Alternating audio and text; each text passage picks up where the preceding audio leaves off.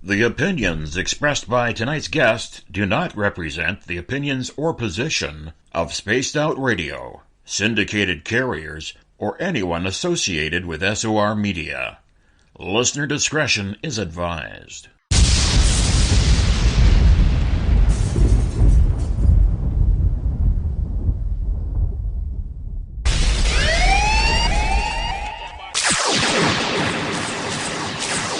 Here at Spaced Out Radio, we are about to take you higher.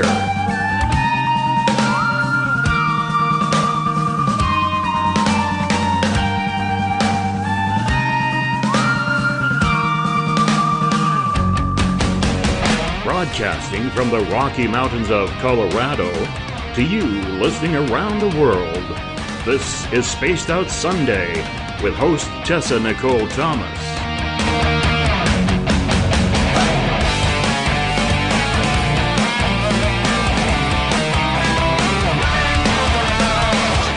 You can follow Tessa on our Facebook page at Spaced Out Radio, on Twitter at TessaTNT, and you can subscribe to her YouTube channel. Go to youtube.com/Spaced Out Radio for the archive. But we break on command 'cause women rule the world.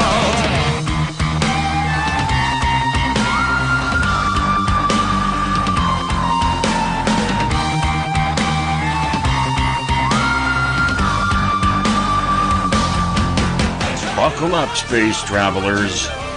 Let the countdown begin. 9, 8, 7, 6, 5, 4, 3, 2, 1. It's time to go for a ride with host Tessa Nicole Thomas. I'm such a lucky guy, 'cause after all this time. Good evening, Spaced Out Radio. Secure your tinfoil hats, buckle down tight, and hold on loosely as we soar over the rocky tops of the La Platas on a Rocky Mountain high, get sucked into the vortex of the Four Corners, and settle down snugly at mile marker 419.9 in colorful Colorado. It is Sunday, May 26th, Monday, May 27th for those of you on the East Coast and beyond, and this is Spaced Out Radio. I hope you guys had a rockin' Memorial Day weekend, an awesome day, and an even better evening. I am your host, TessaTNT, and I am live tonight broadcasting from beautiful Bayfield, Colorado.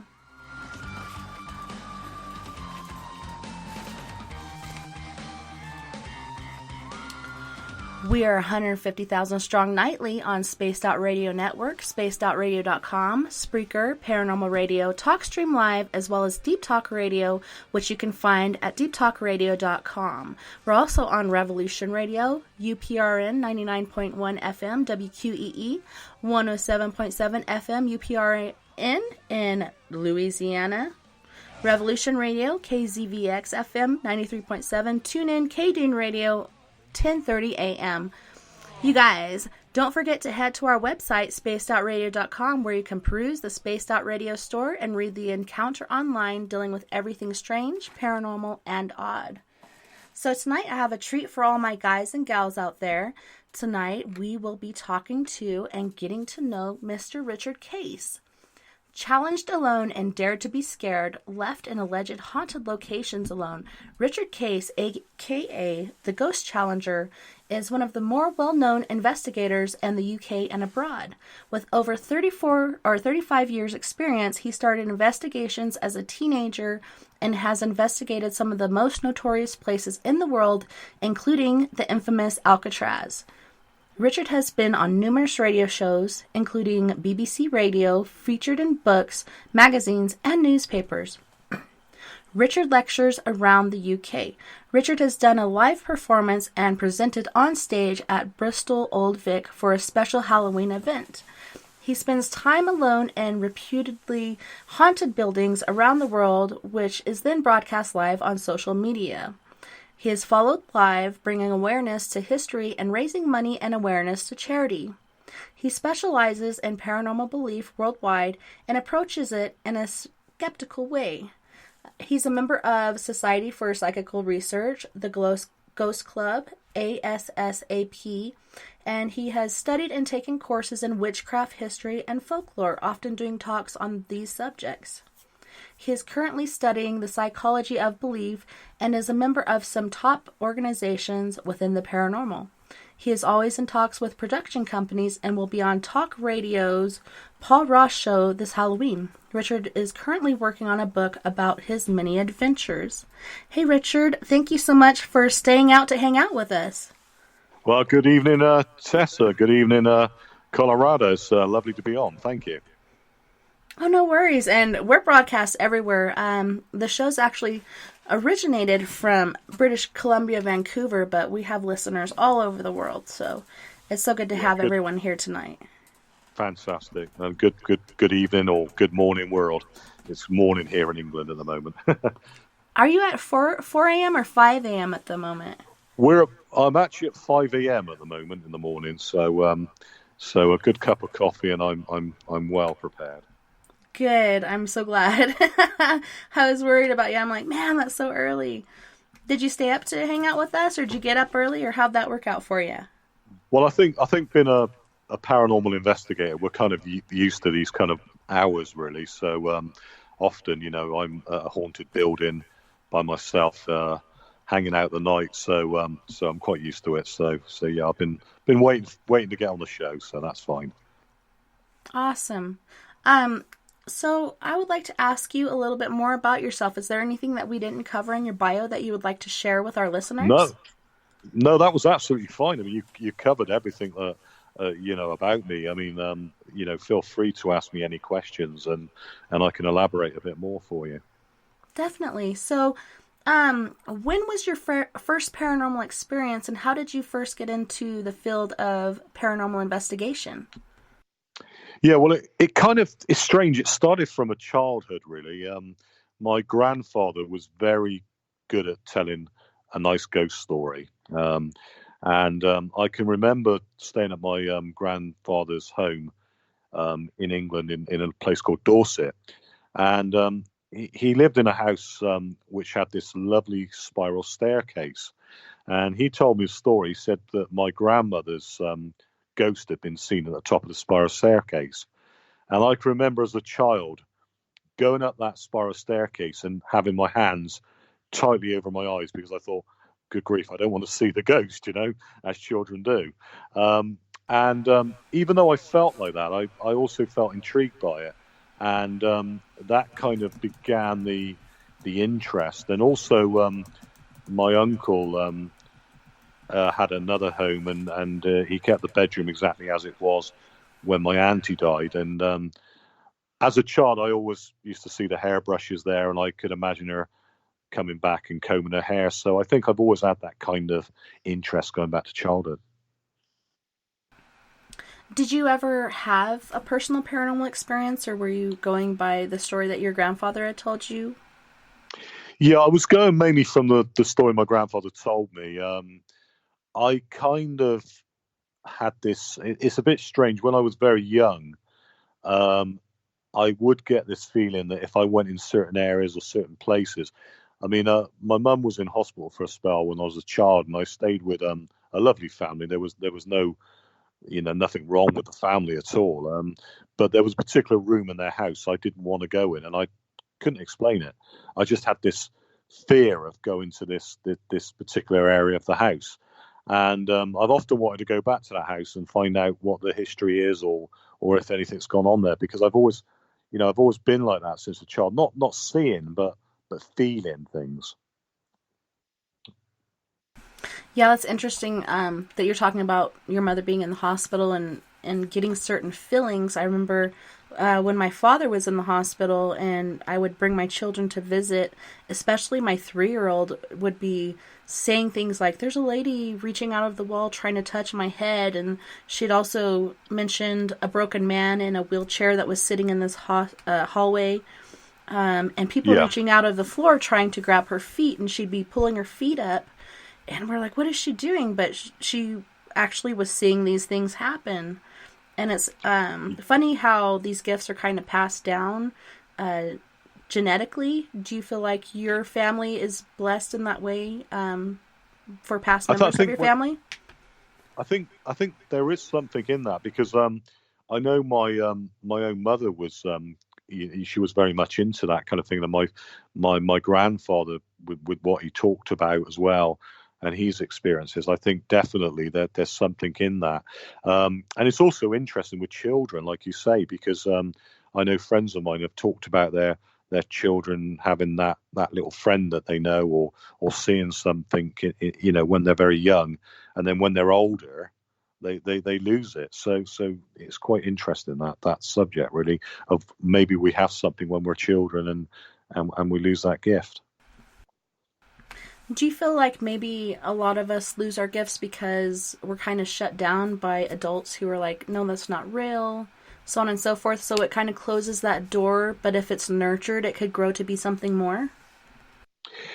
I think so. I mean, because I'm a researcher, I look at everything from I'm a skeptic as well, but when I say a skeptic, there's a difference between being a skeptic and a scoffer. I mean, there are people that just do not believe, and they'll close their mind and say, well, no, it's rubbish, life doesn't go on, I've got no time for it.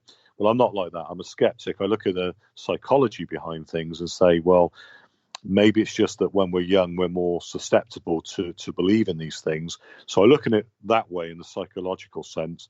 But then I also look at it, maybe you're right. Maybe when we're young, we are more open to it. And as we get older, we become adults, and all the things that go on when we grow up, maybe we lose that ability because of that.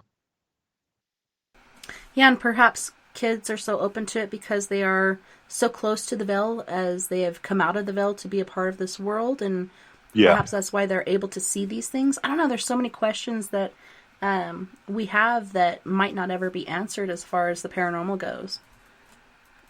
Definitely, and I think it's been, the questions have been asked so long now. I mean, you're going back to way back in time. We've been asking these questions, and even with the technology we got now, we're still asking those questions, and will we ever get the answer to those questions?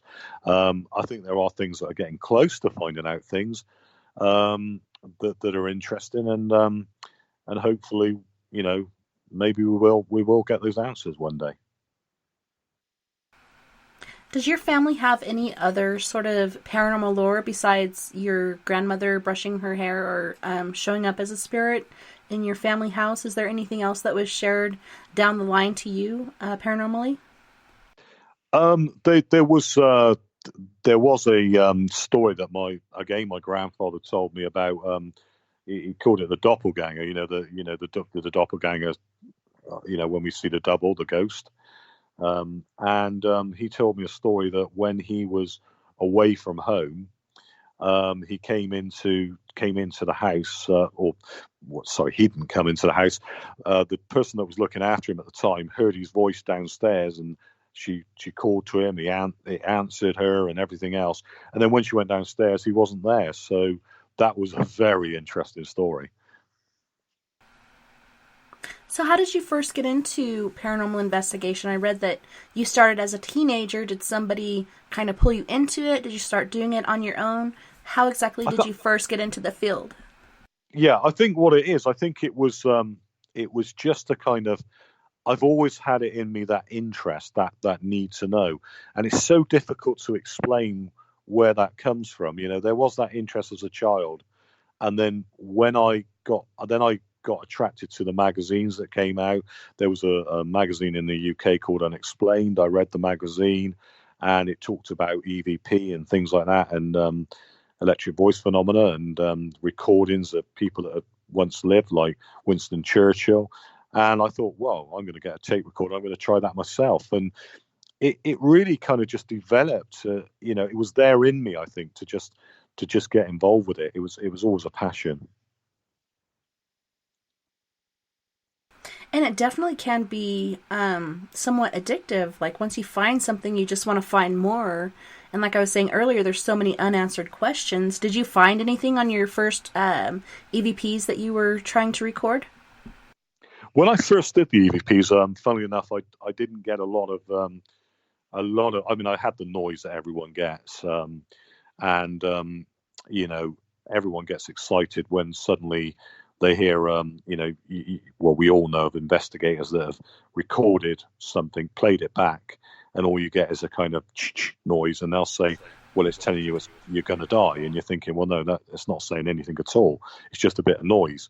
But one thing that did happen to me, I went to a graveyard and recorded, and I remember an old medium friend of mine saying, when you ask, always say you go with respect. And I learned how to communicate, properly from that.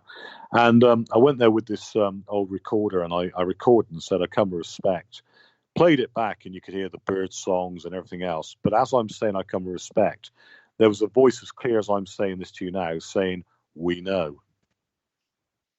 And it said, we know, just like that, And I played it back to other people just to make sure it wasn't me. And they all said, clear as day, that's a voice clear as day saying, we know. And there was no noise, it was easy to distinguish. So that was quite groundbreaking for me. That was very interesting. What was the very first paranormal investigation that you went on? Can you tell us a little bit about that? Yeah, I mean, the first one I ever really kind of went on was going back in Bristol. There's an very old pub in Bristol where they said that Blackbeard's ghost was seen. The ghost, the pirate Blackbeard, who's known as Edward Teach. He was born in Bristol, and I've actually been to a home where he was born. And there was a pub and a little basement in the pub where the ghost had been seen. And I can remember going there, and it was really my first time kind of like doing something completely on my own. And I'll be honest with you, the first time I did it, the slightest noise, or even if just a little bit of a light flashed, I would jump a mile. My everything was on I was on tender hooks. What's going to happen? What's going to, it was exciting, but what's that noise? Is that a ghost? And yeah, it was all like that. When I first began it. Did you start your own group, or you do this basically on your own for the most part? Yeah, I did a long time have a team with me, but then I decided that I wanted to do it differently, and I decided to become. I mean, how it became. I remember seeing he's a famous guy that most people know. He now lives in Israel, called Uri Geller, and he's known for bending spoons. And I went to visit him in his home, and he said to me, there's so many groups, Richard. He said, why don't you do something on your own? And that kind of gave me the idea then. I thought, well, maybe I need to do this on my own. And at the time, I was calling the group Ghost Challengers, and I went away and I thought, well, what am I going to call myself? And I suddenly thought, well, just use your name. But then I thought of the Ghost Challenger, and that's where that come from. And I thought, well, it would be interesting to be in a building on my own as a skeptic, saying, well, if there is a ghost, I'll go there and see what I can find. And that's where it all kind of came from. But yes, in the beginning, I did work with a group of people. I still sometimes, go with the group of people if we do private little investigations, just for studying purposes and that. Someone in the chat room was saying the spoons are pre-bent. Did you see him actually bend a spoon telekinetically, or how did that work? I understand completely where that person's coming from, what's saying that, because believe me, I'm a skeptic. I actually had the spoon in my hand, and believe it or not, I actually went to bend the spoon myself, and it was a proper spoon, and it wasn't bent when I saw it. I got the spoon in my home now, actually, and he signed it afterwards. And believe me, I saw it bend. Now, I'm still a skeptic. I'm not sure how he did it. I still kind of think maybe, it was. I can see where they come from pre-bent, but the way this was bent, it was bent quite an angle. So, unless you actually see it for yourself, it is very, very easy to think maybe it's some. I'm sure there's some trickery involved with it, but yeah. When he was bending the spoon while it was in your hand, did you feel like any sort of energy change or get a ringing in the ears? Did you get anything like that, or did it just happen? Nothing at all. Nothing at all.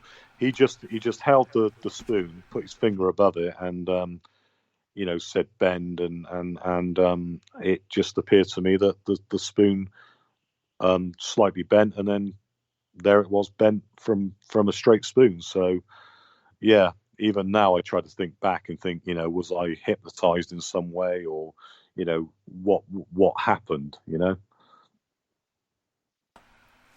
It's very interesting. Have you met any other like really highly known paranormal people in the field, and what have you learned from them? There's a lot of people. I mean, I know Kieran O'Keefe, who's off Most Haunted, and he's now left the Most Haunted TV show in the UK. But he's a parapsychologist, and I'm a member of his online school of parapsychology, and I learn a lot from him. So he's somebody I look up to a lot. And also, I guess I look to the people in the field. One person particularly is Chris French, who's a psychologist in the UK. I look up to him a lot, and I guess I would say that you learn from them how to kind of to know the business, to know the stuff, know what you're doing and what you're studying. That is so awesome, and it's good to have mentors and people to kind of guide you. It is, yeah. We were talking about how we had experiences early on in life, and sometimes you don't know which way to go with it, and to have mentors really gives you direction and teaches you so many different things. And I'm still learning. Have you ever met anybody who claimed to be a paranormal expert or expert in the field of paranormal? If I did, I would probably doubt that very much. I mean, because why I say that, and that's not knocking anybody. I think you can be an expert with your knowledge in knowing all the different kinds of hauntings and all about the different kinds of ways of investigating. But I think to say you're an expert in the field is there are no experts, because we are still learning. We are still finding out things ourselves.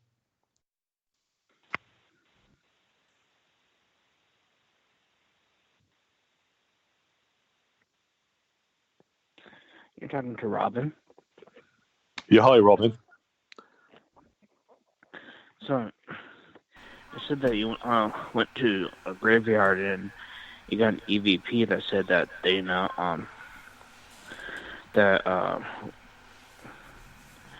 was it that they know or something like that? The word was "we know." I mean, I said I come with respect, and what was unusual was it was like it was answering the question. It said "we know." Okay. Because I know a paranormal team that I became friends with, but this is before I knew them, and they went into this old elementary school that was built in 1902. Yeah. Or actually, I think 1908. And there's this fan room that has a dark spirit, and they did EVP down there.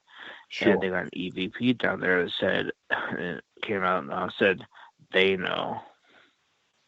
Yeah, that's interesting what you're saying there, Robin, because when you said that, those words, then I for a minute I thought we had heard "they know," but it was definitely as clear as day, and I played it back to other people, and it was "we know," as if answering a question. But that's funny you should say those words, because another time where at this same location, a medium went there and said, "I believe they know," as a group, collective group. So yeah, I've come across something like that.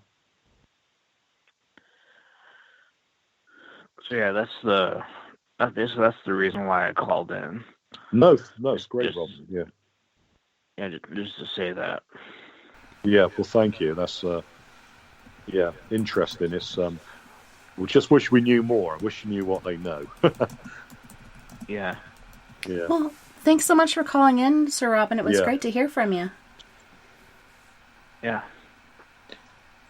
Yeah, that is interesting because, you get these voices, you get the thing, and it's very difficult for me being a researcher to know what the answer is, but then I respect a medium or somebody that's with me to sometimes give me the answer to what they feel they're trying to answer. Yeah. And I've actually been down there also. So, Whereabouts is that, Robin? what did you say? Whereabouts is that you went to? Can you say where it was, or? Oh, this place is in Washington State. Oh, So- Washington, yeah. So, and I've been down there, and I actually got a direct answer. Like, usually you get EVP, but Yeah. I got a physical answer by banging on the air duct. Yeah. I asked how many are there, and I got four bangs on the air duct. It's very good Yeah. when you get that. Very interesting. I did this location, and we've asked out, and we've had knocks. And when I've been a skeptic, I said, okay, give me some more knocks. I've had a similar thing to you where they've knocked to say how many, and it's quite unusual. Yes, people don't believe it, but when you actually hear it, it's very, very good. Yeah. Yeah. So basically, that's the reason why I called in, just to mention that. Thank you. Yeah.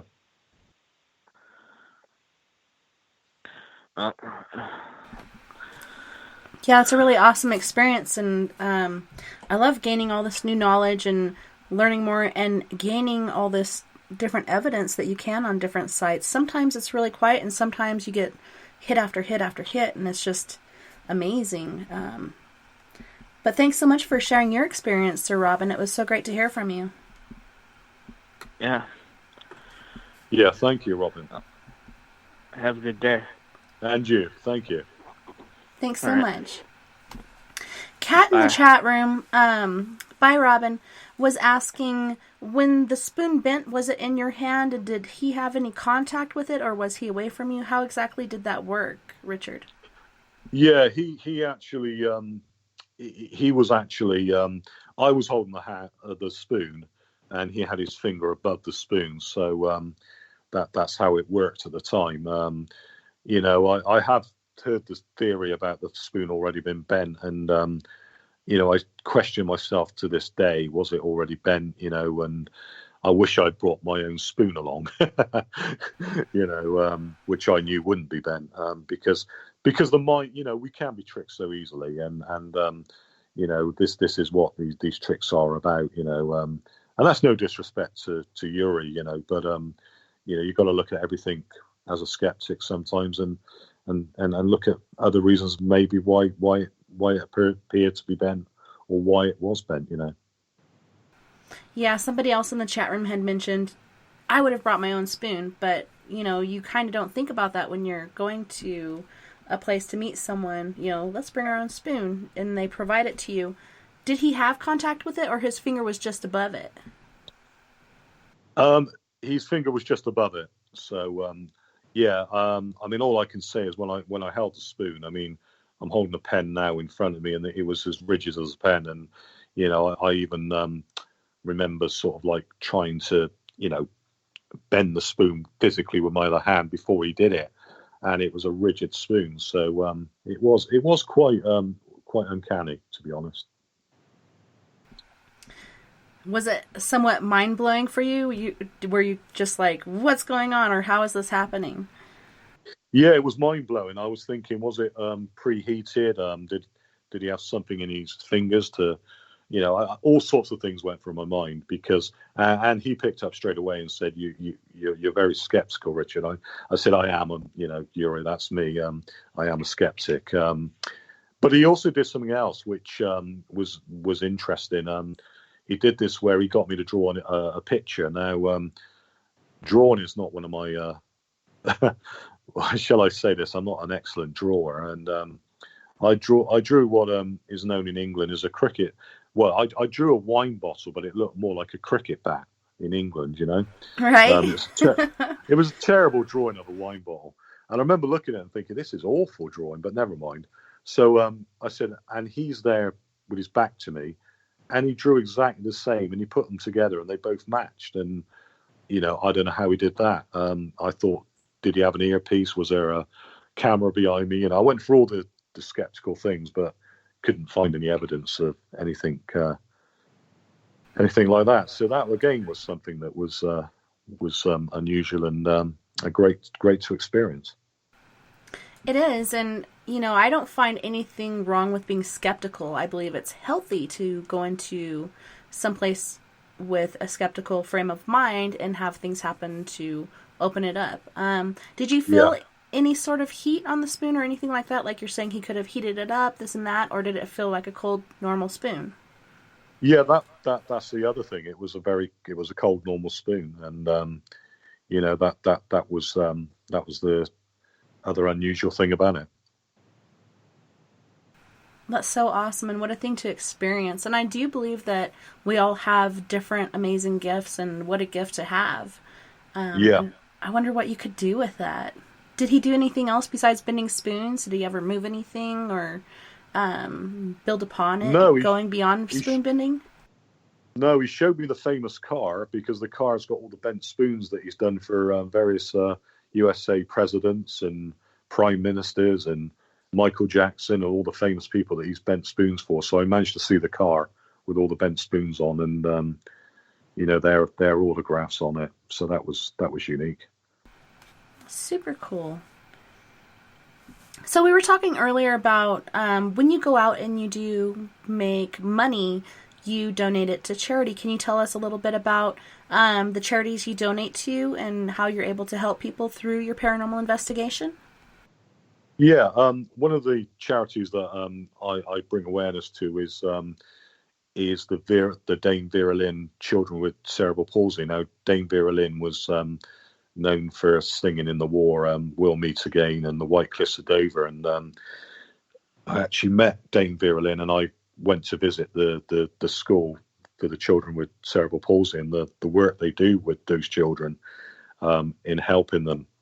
And what I do is bring awareness to that. And also we have a local church conservation trust, which keeps the old buildings open, historical places, and it's bringing awareness to those histories, but also raising money for those local places, because sadly a lot of those places aren't kept as they should be in the UK anymore, and a lot of it is run by charitable events, and that's what I do. And also one of my dearest ones is the mental health, helping, because I used to be a police officer, and helping people with mental health and those sort of things through charity. That's really admirable, and I really admire you for doing that, and what a wonderful thing to do. Kat in the chat room was saying Yuri Tech involves having a second party hold the spoon while he rubs or works the weakened spot. He didn't touch it at all, right? You said his hands were just above the spoon. Yeah. Yeah. No, I know what it's Kat, wasn't it? I know what Kat means by that, because that is one of the things that I was expecting, and I have seen that happen. Because I think it's James Randi, the famous James Randi, did that, where he rubs a spoon and it's already bent and pre-bent, and then it just falls to pieces. But on that particular time that he did it for me, there was no contact. No. That's pretty awesome, and it makes you wonder, like, how did that happen? But I do believe that we all have our own gifts, and it's pretty normal for people to try to disprove it. Yeah. What is one of your favorite locations that you've ever investigated, and what happened on that investigation? I think I've got so many. It's so difficult to say because I think really I've been all over the world because I've been lucky and blessed to do that, to travel all over the world and go to many places. I mean, there was a place that I really enjoyed, and that was in Barbados, and it's called the Chase Vault, and it's a burial vault in a place called Austin's in Christchurch in Barbados.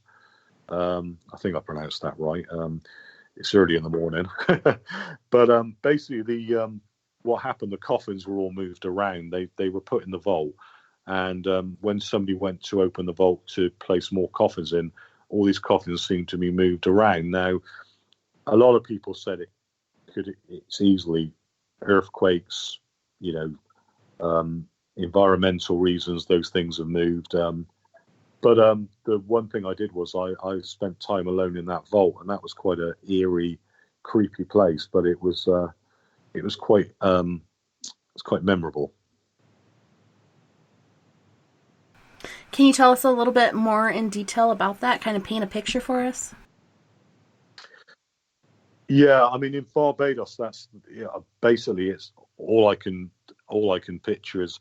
I don't know if you've seen a burial vault at all, but it's like going down some steps into the vault where the coffins were, and that's where I went and was left just completely by myself in that area. There was no coffins in there by then.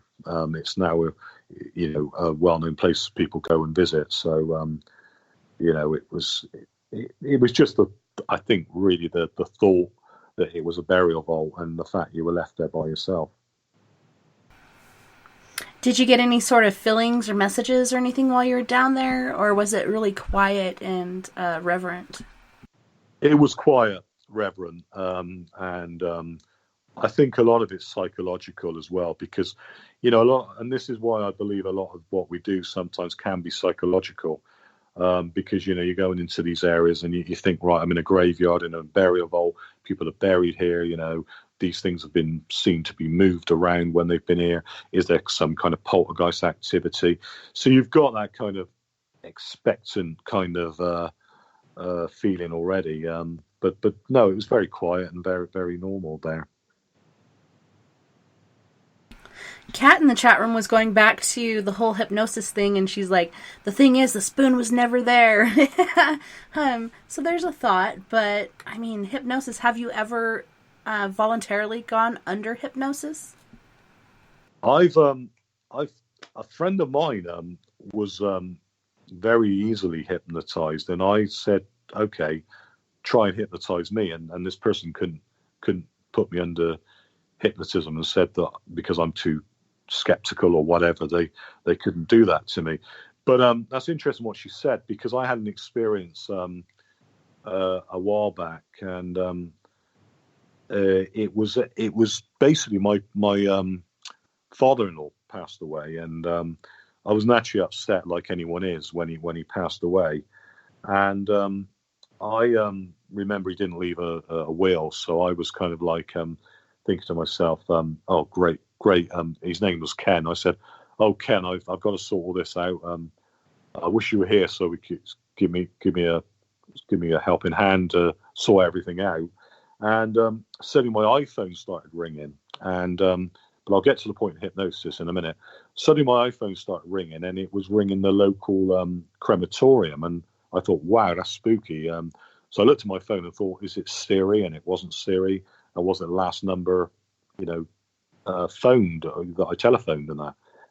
Now, thinking back to the event, as a skeptic, there is a thing that when we're suffering from grief, we can go through like a hallucination and a hypnosis almost. We can, say you're falling asleep, you get you can hallucinate and things. So yeah, I mean, we're all prone to that sort of thing, and I'm pretty sure I was in my right mind when that spoon bent, but was I? Did he have the gift to hypnotize me? When this phone rang that time, was I stricken by grief that I hallucinated the whole thing? So it's a question. Yeah, it's a good question. Kat was also wondering, what has been one experience that triggered you the flight or fight response? Yeah, there was. I was put into. There's a place called Skirrid Inn, which is in England, and they used to hang people for stealing sheep. So very minor offences, and it wasn't like murder or anything like that. It could be just very small things. And the hangman's noose used to hang from the staircase all the way down, and you could see it. Now I was left alone in that pub or bar area, and they locked me in, left me completely on my own for the night. And one particular evening I was there, and the hangman and I'd done the event before and I was fine on my own, but this particular evening I felt a little bit uneasy, and the hangman is supposed to be seen coming down the stairs, and I could hear this noise and everything else, and the whole evening didn't feel right. And that particular evening I did have that fright and flight kind of thing. I suddenly heard what sounded like footsteps coming up the stairs, and I just wanted to run. I just wanted to get out of the place and go. And I remember just shutting the door on the room and just staying there with the lights on until somebody came the next morning. And that was a real moment that I panicked. It's really scary and kind of hard when that does happen. And somewhat exciting as well. And that's kind of where the thrills and chills come in.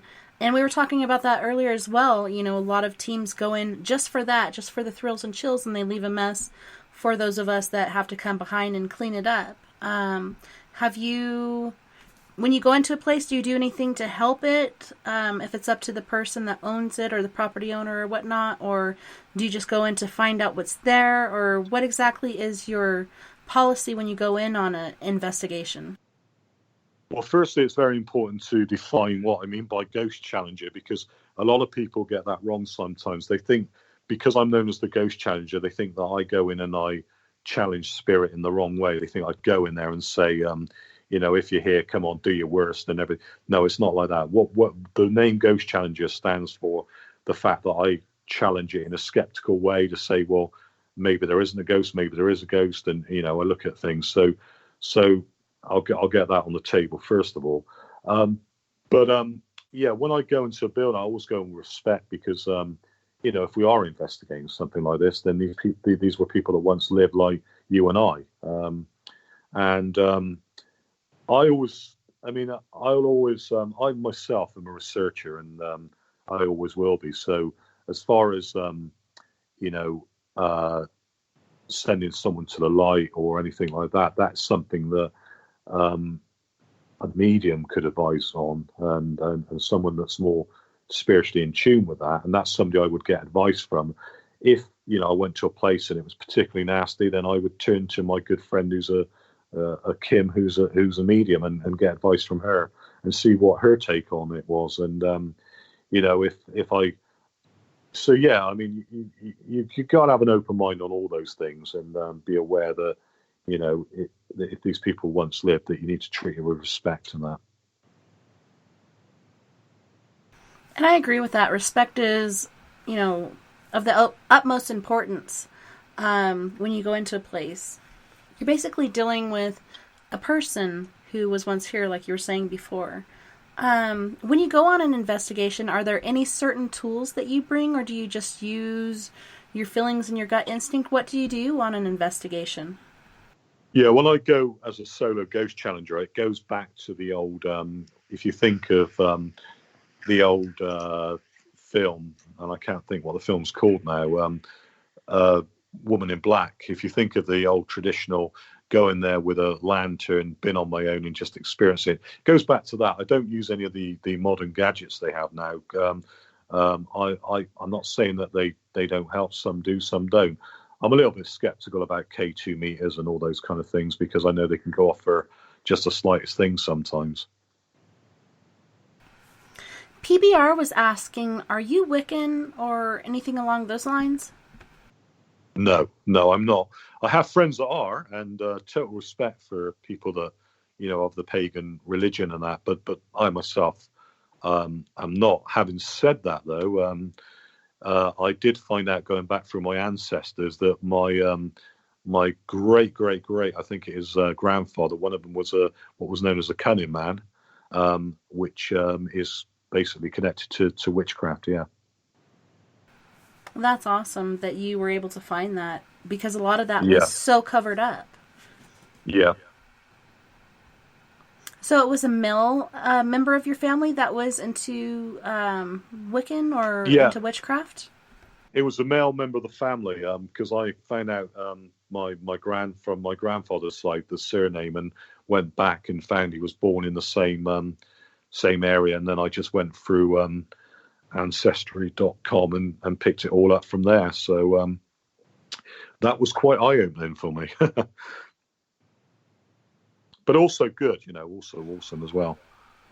Yeah, it's pretty mind-blowing and, like you said, awesome when you do find certain details like that, and it kind of gives you a backup to what you do. Even though you don't partake in such things, you still have those certain gifts that kind of come from that, perhaps. Yeah. Yeah.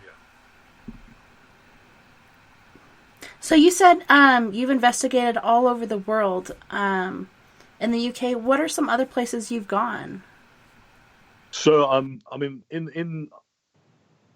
been to New York. There's a place called St. Mark's Church in the Bowery, which is in Manhattan. And I went there. Now, basically, they've had stories about the bells ringing. So you can imagine the middle of Manhattan, the middle of the night, the bells ringing for no reason. And it was the reason they think it is because there was a Dutch colonial governor there that was who basically built land on where the Indians used to live, and I think he wasn't a very nice individual. And I visited there and just collected the stories and went around, and that nothing particular happened, but it was interesting to do. And also I've been to Salem. I've been to visit Salem, Hawaii, Australia, just all over the world, really, to visit and experience different locations. And there's a place in Australia called the Manly Quarantine Station, which is in Sydney. And before people used to go to live in Australia, they have to go into the quarantine before they were, made citizens of Australia.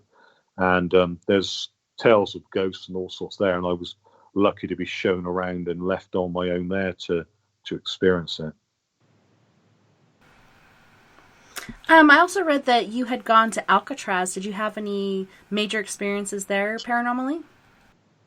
Yeah, I went to. I was lucky enough to be told by the people in Alcatraz where the main area was where things happened, and left on my own in one of the cells there. Unfortunately, nothing. I didn't get any. I did try recording with the EVP and various things. I didn't get anything from it, but the experience itself, was enough. I felt it did feel. You probably know what I mean by this, Tessa. Even though you're still learning, you go to a location, and you feel nothing. It feels flat. You don't feel anything. Then you go to another location, you think, this doesn't feel quite right. And the more you do that, the more you do this, that seems to be something you pick up. And when I went to Alcatraz, I definitely felt, that there was something there. And but it wasn't there when I was there, because that's the thing. They're not on show, and it doesn't happen when we want it to, all the time. And it's funny because a lot of people believe that paranormal investigations are only left for night, which I do agree that a lot of this background noise and everything is kind of cut out during the evening. But one of my most active investigations was in the early morning hours. And it just makes you think, they're here all the time and they communicate when they can. And this particular ghost shared, they were calling her Emmy, but she said Kate Johnson, Walter Intention Death, Sharp Tool, so on and so forth. And come to find out, she was a prostitute back in the 1800s named Kate Johnson. She fell in love with a firefighter. he snuck her on the train to elope, and being that she was a working girl, the brakeman had been with her as well, and when he found them together, a fight ensued, and the brakeman had stabbed the firefighter to death. She tried to carry on with her life, but she ended up taking her own life and was basically stuck there on the train car because she was Catholic and believed in purgatory. Do you find that people's beliefs in the afterlife put them basically where they're stuck or where they're at? It's one theory. I mean, I don't particularly find that. I mean, do you mean if what somebody's done in their previous life will mean they're stuck in a particular area? Is that what you're saying? Yeah, if a person believes in purgatory or hell or some other thing, do you believe that they somewhat create that, or they stick themselves? Like, her fiance was killed on that particular train car where she was stuck since the 1800s. Well, there is there's definitely evidence that where we have the hauntings, that could be a possible answer to it. I mean, you only got to look at some of the places like if you look at I'm trying to think now. Sorry, the Empire State Building.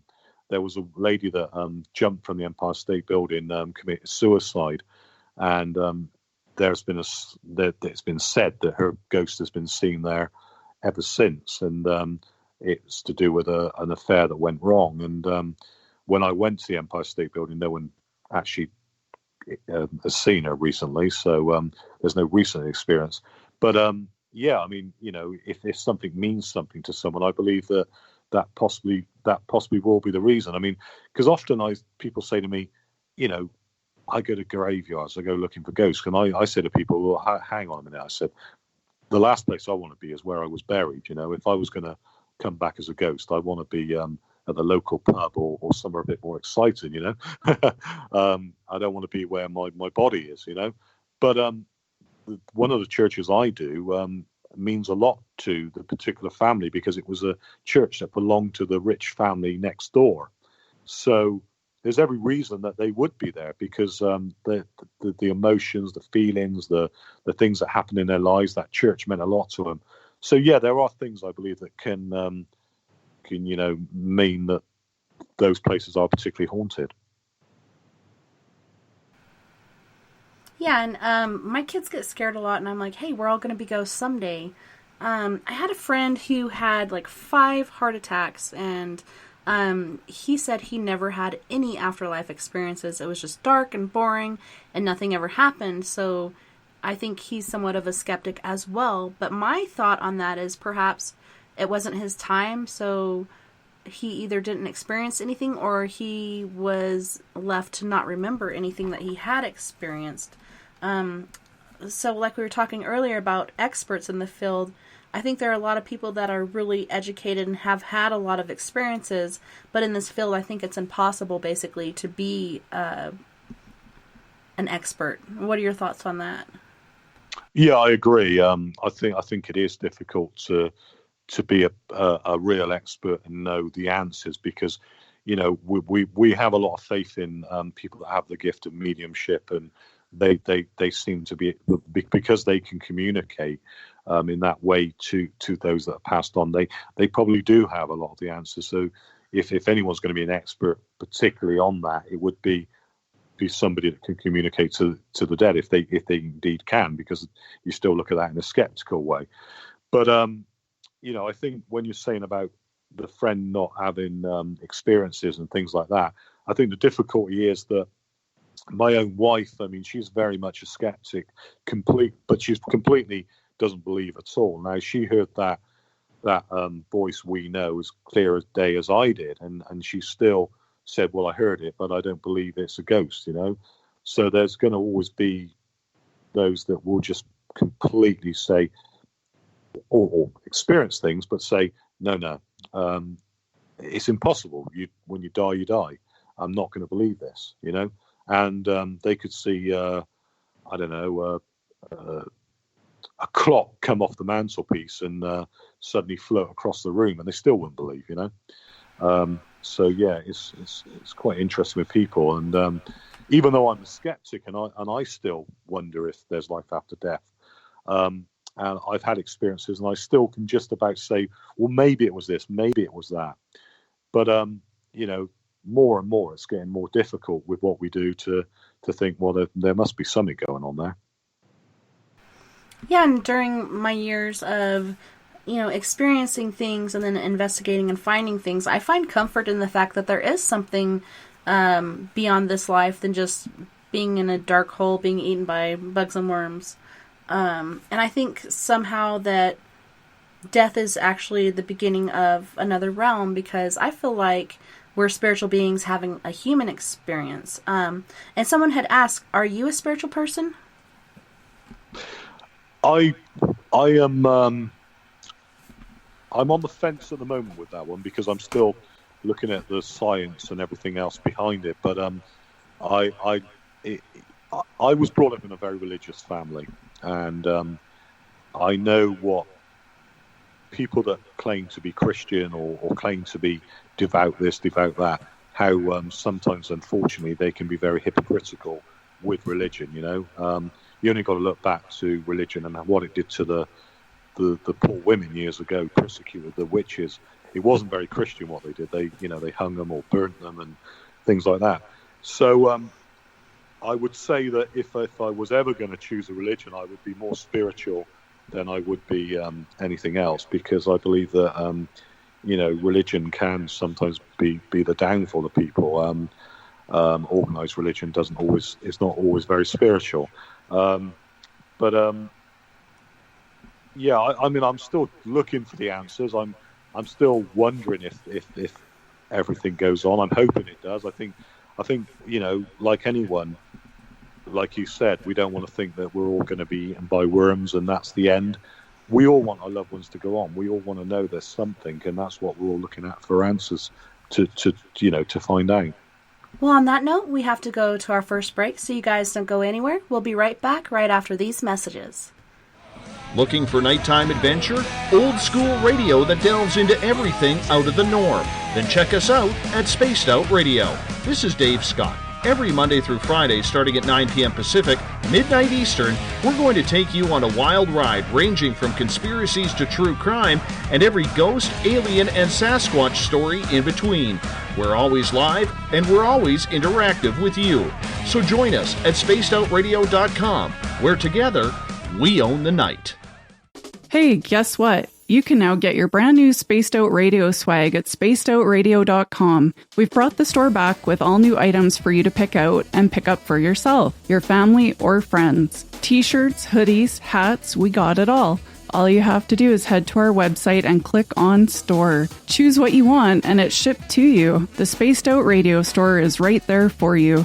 Come shop with us at spacedoutradio.com. Then we can own the night together. So, you love talk radio? Then you'll love TalkStreamLive.com. TalkStream Live is always on, 24/7, with the best streaming talk shows. Find your favorite talkers and discover some new ones. It's free, readily available online or on mobile with any smartphone or tablet. Finding your favorite talk shows all in one place has gotten a whole lot easier. Just go to TalkStreamLive.com. Be sure to download the free apps from Google Play or the iTunes App Store. Canada's largest UFO conference is ready to roll in Toronto this September 21st and 22nd at the Alien Cosmic Expo. This year is about the experience. Listen to the stories of Dave Scott, Travis Walton, Paula Harris, Grant Cameron, Ryan Stacey, Richard Dolan, Leslie Mitchell-Clark, and more. Get your tickets now at aliencosmicexpo.com.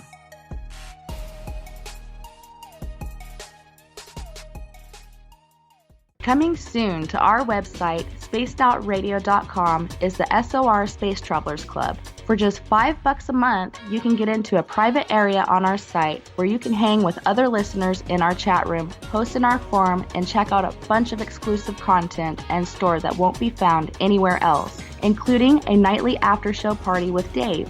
It's going to be the best $5 a month you're going to spend. The SOR Space Travelers, only at spacedoutradio.com. Are you tired of being blocked, shadow banned, or placed in jail for simply posting your thoughts on social media? Social Media Freedom can take care of that for you. Social Media Freedom is the newest and one of the best free new apps that allows you the freedom to post what you want, when you want. It takes seconds to download from your app store. Come join the tribe at Social Media Freedom. It's time to set yourself free.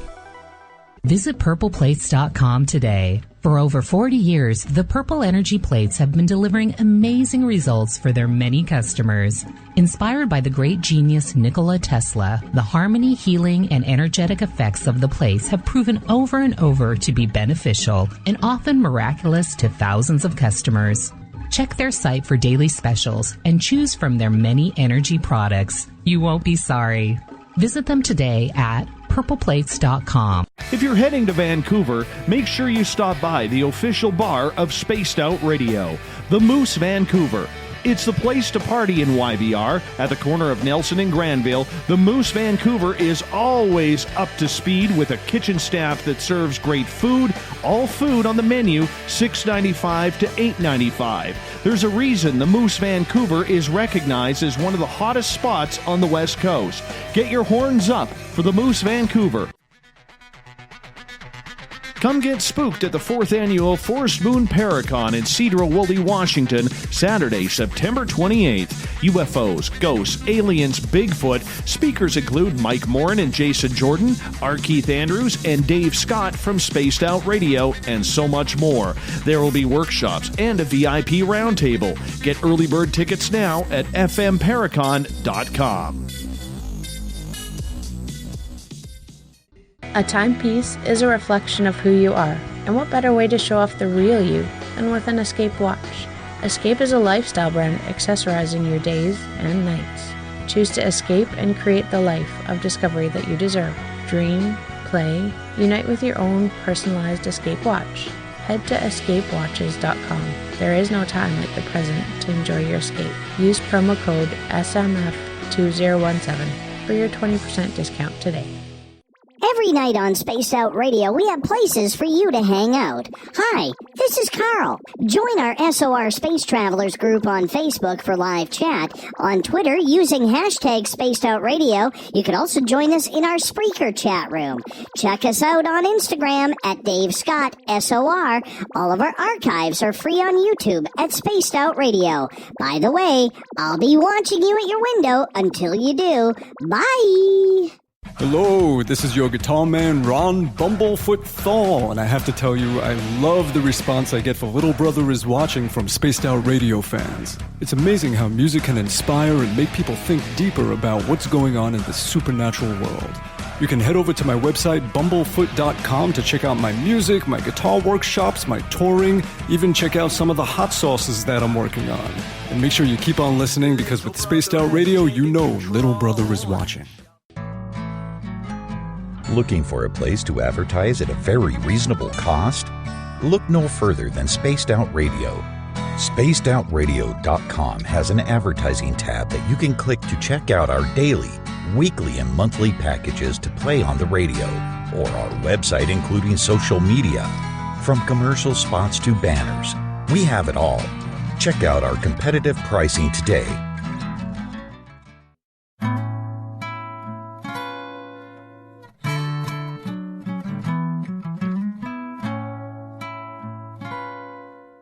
You can follow Tessa on Twitter at TessaTNT, on our YouTube channel, Spaced Out Radio, and our website is spacedoutradio.com. Now, back to Spaced Out Weekend host, Tessa Nicole Thomas. Hear the sound again, voices dancing in my head, smile wide, drowning slowly as the echoes rise. Welcome back, everyone, and thanks so much for tuning in this evening. We are joined by Richard Case, the Ghost Challenger. Welcome back, Richard. So great to have you this evening.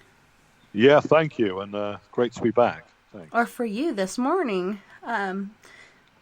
So yeah, thank you so much again for staying up with us and or getting up so early with us. I know it can be difficult. For me, I'm not a morning person because I'm more of a night owl, and I'd rather stay up to a certain amount of time. I think I'm the same, Tessa, on that. I'm more of a night person than a morning person. I think when you do what we do, going out looking for ghosts or ghost hunting or paranormal research, whatever you want to call it, I think we are definitely more night people than morning people.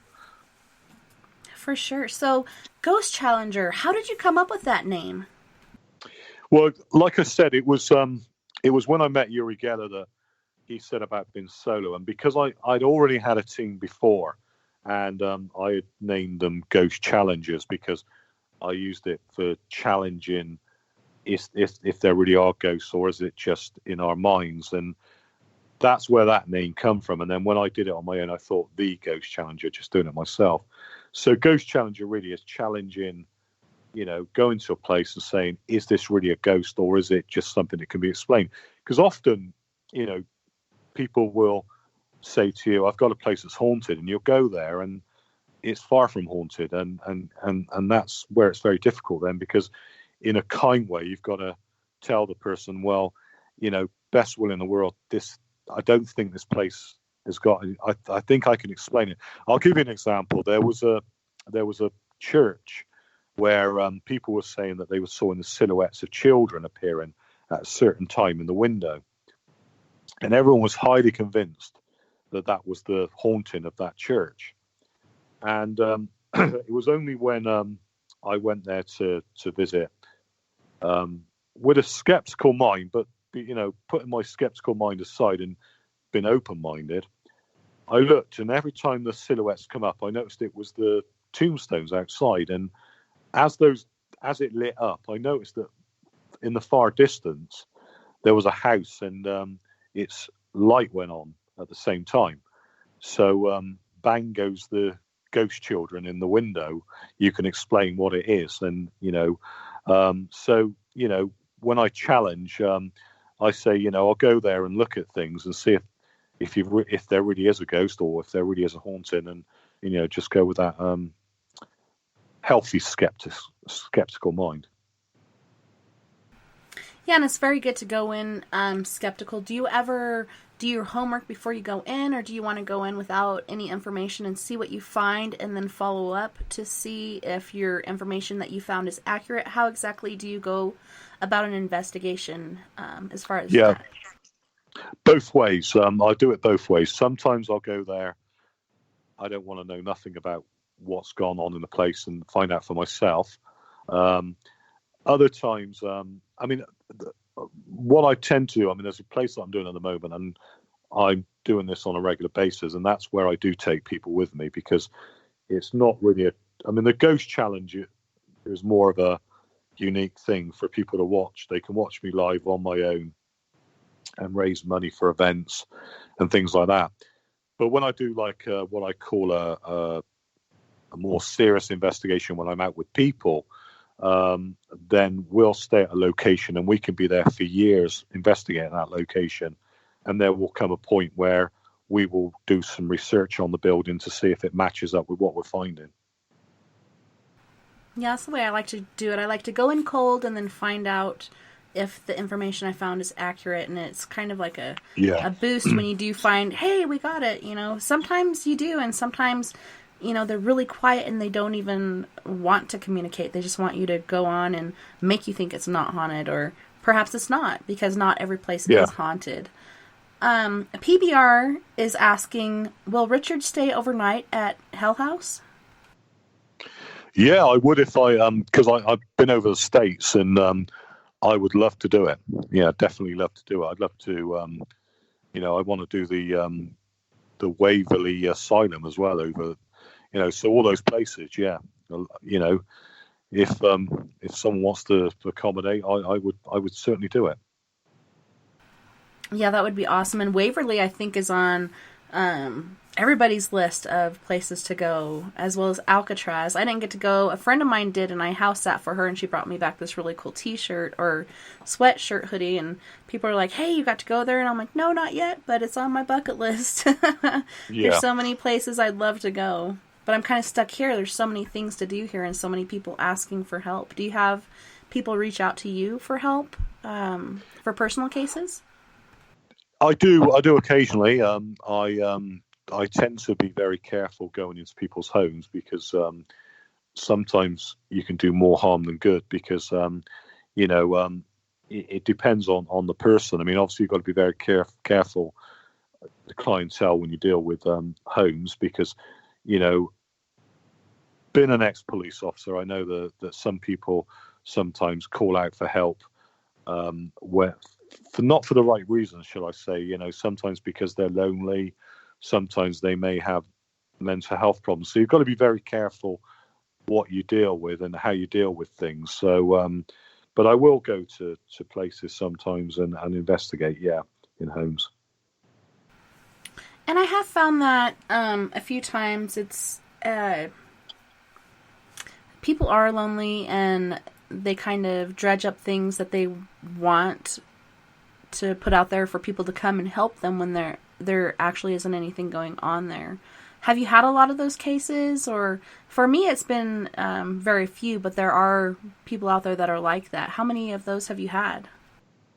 Yeah, I've had quite a few of those where they just want to talk and they're very convinced they've got something going on. And this is where you have to be very ethical and very careful because, I had there was one I had, and sadly, the individual was saying that they were haunted by something. And, if you looked into it in more depth, you could think that maybe something traumatic had happened to that person by somebody. And you've got to be so careful and make sure that they get the right aftercare and the right support to direct them to the proper help.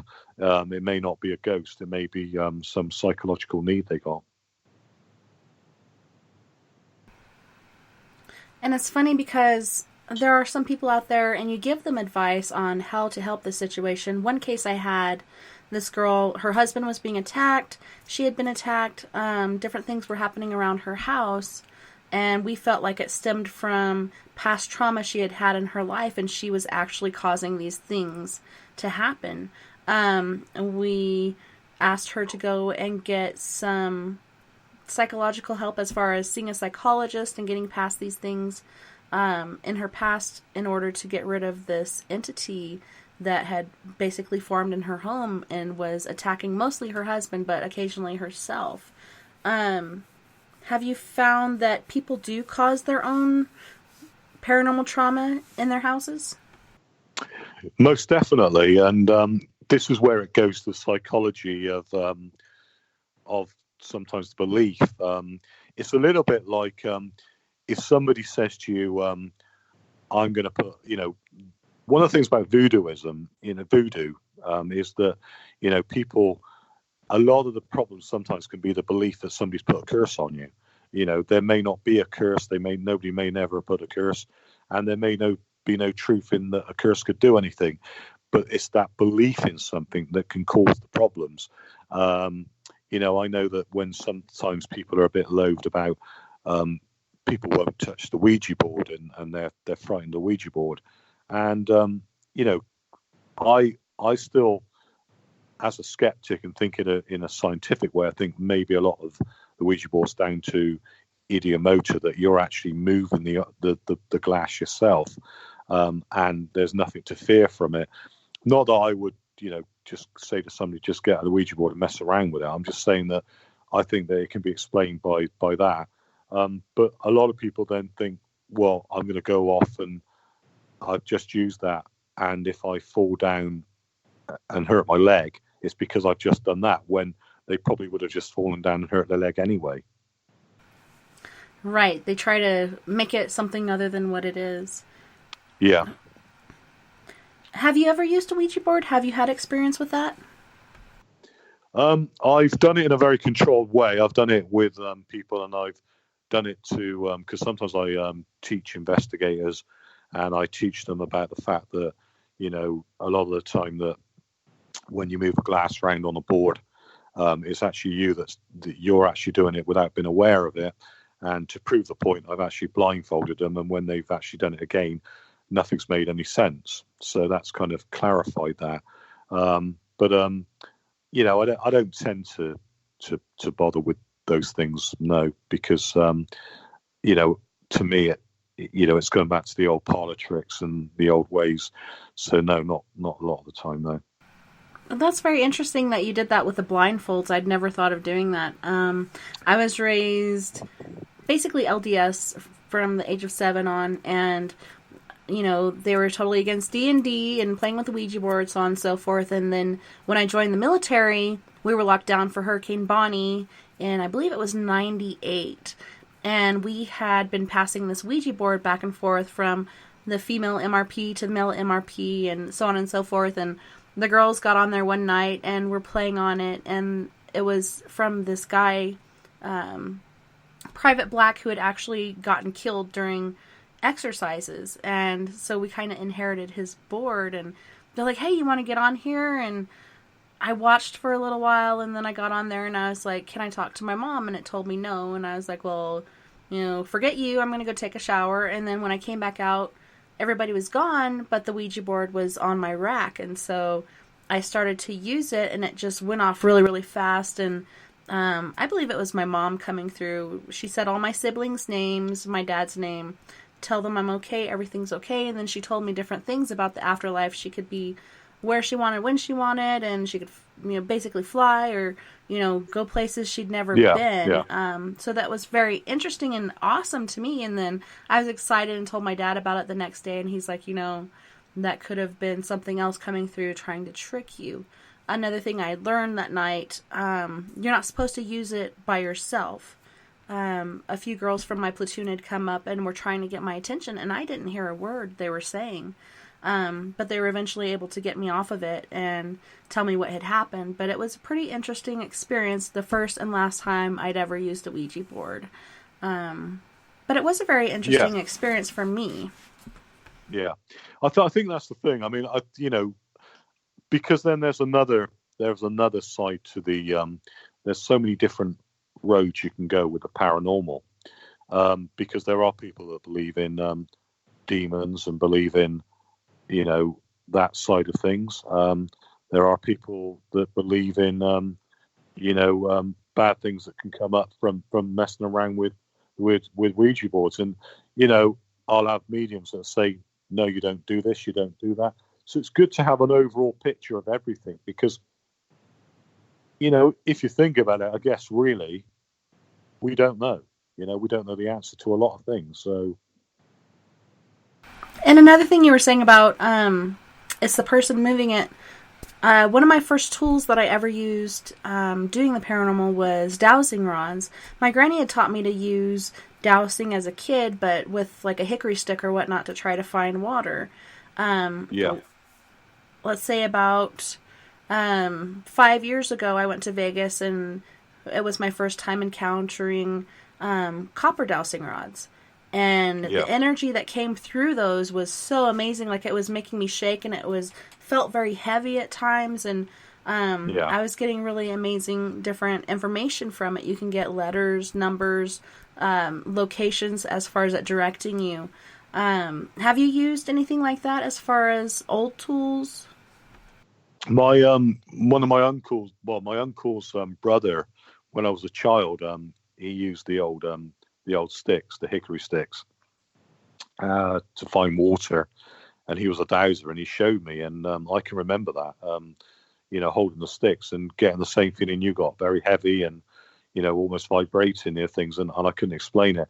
And yeah, I've seen dowsing rods used. I've not particularly used them in that sort of, you know, field now myself, but certainly, you know, I've seen, you know, that there is another explanation, you know, that it can be you again doing that, and it, you know, it's but no, it's another interesting thing, and certainly there are you know, professional people that do dowsing and use it to find water, aren't there? So, you know, it's another interesting subject, that one.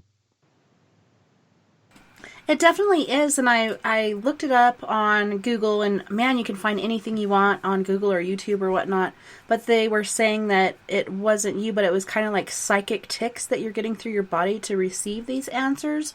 So I'm wondering if that's the same as with the Ouija board, you're kind of getting these psychical ticks or whatnot to get the answers from that, but it could be hit or miss or, fact or fiction. We're still learning, but it's very interesting to say the least. I've had really good experience with the dowsing rods, though, but it kind of became an addiction. Okay, I have this tool, now I want this one and this one and this one, and the tools that I have accumulated just to kind of, I don't know if I want to say scientifically get information or just gather a mass of information and see what lines up and what doesn't, what works and what doesn't. Have you ever used online apps or check those out at all? The apps, do you mean the paranormal apps that they do on Yes, one that we've used that we've actually had great success with is the Ghost Radar app, and you can do the classic, which shows you energies and words, but then the Legacy actually records the words for you, and sometimes words won't come through, but it'll go on the list somehow. But we've actually had success with that, but other times we haven't. Like I said, it's kind of hit or miss on these different things. Have you ever used anything or had any success with that? I've always been a bit, because I know with the apps, everyone's got to put for entertainment only, so straight away people get put off by that. I mean, but some of the apps, there's Echo Box, which is it's like an echo, and you pick up like real time kind of EVP with that. And I've seen groups use them, and I've kind of given them a go. I mean, the only time for example, when you're using Ghost Radar, and you're getting words coming through, what would be intriguing is if it actually if you went to a location and it was actually relevant to that location. So I wouldn't completely say don't use those things, because if they've been relevant when you're at a location, then all well and good. And a lot of those tools that you purchase, whether it's Ghostbox or other paranormal tools, they all say that they're basically experimental, and you can't really put your word on it. All that says that, I think it's kind of to cover their butt, but I'm not sure exactly what's going on with that. Well, when you think about it, EVP and everything has now become termed as instrumental. I got to think of the word now. Transcommunication. It's basically a lot of computers can be manipulated now by ghosts, and you can have phone calls from the dead. The telephone can ring, and it can be all sorts of things can be manipulated. So if you're at a location and you've got something like an iPhone and it's got an app on, who's to say that they can't manipulate it? And and if you find that it's relevant to where you are, then make a note of it. It's interesting, I mean, if you go to a church and it suddenly comes up the Reverend, then you start thinking, okay, maybe this is a gadget, but it's interesting it's coming up with that. If it then comes up with a name and you can record the name, then sure, who knows? It could be manipulating it if possible. Yeah, so interesting to say the least. PBR was asking, has a spirit ever attached itself to you, Richard? I went to a place called it's called Kelvin Hatch, and it's an old underground. Well, it was kept if there was ever a nuclear war. It was and thank goodness it never happened. So somebody died in that hatch, and they locked me in this Kelvin Hatch completely on my own. And I was down in the bunker, and as you watched the footage of it, you could see almost like it looked like a shadow past me. And after I'd done the event, I was unwell, and I wasn't myself. But there was a lot going on in my life at the time. So, other people said to me, we think you may have had an attachment, or, you're doing this a lot and things got bad for you. I mean, I think the important thing is to remember that when you do what we do, it's so important that you're in the right frame of mind. I would now never do an investigation solid on my own if I felt that I was on a low, or if I was because I even though I'm skeptical, I have witnessed a person that I took out on an investigation suddenly get very, very ill, and I would believe that would be what you could call an attachment. So yeah, I am aware of those things, and always cautious of it. Yeah, and like you were saying, you had a lot of stuff going on in your life, and a lot of times if you're in a depression or you have a lot of negative things going on, so on and so forth, if you're compromised in any way, lack of sleep, other things such as that, you can gain an attachment. I've actually had things attached to me, and I've learned when I feel compromised not to go out, because not only could it harm me, it could harm people on my team or people that I'm trying to help. So I've learned not to go out compromised. Have you learned anything like that over your years of experience?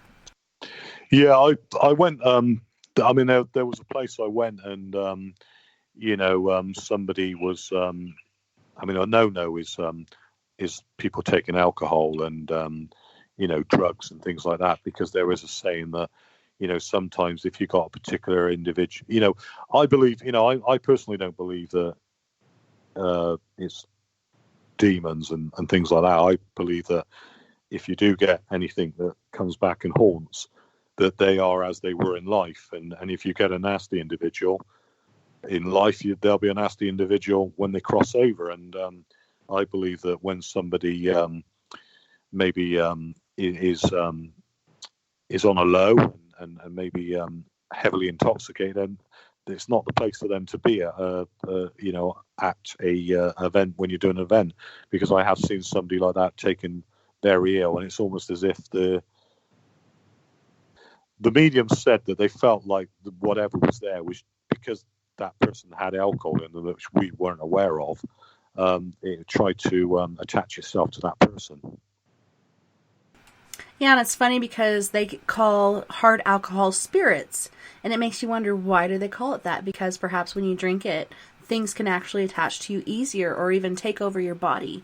Have you ever had lost time or anything like that with an attachment? I have felt strange, certainly in certain events where I've done locations. And yeah, I guess there have been times where I felt, just unwell, generally unwell. So that could equate to lost time. Yeah, it's been a bit peculiar sometimes. Yeah, it's funny. I've had I was on an investigation at a house near Durango Lake, and my team was there, and we were picking up so many different things. Picked up several pictures of entities, and all of a sudden I felt really sick, and I decided to go outside to get some fresh air. Well, when I went outside to go to my car, another team member of mine was out there, and she had locked herself in the other car, and I was like, "What are you doing? What's going on?" And she said she had come out to grab some sweetgrass. We use sage and sweetgrass and things like that to do cleansing.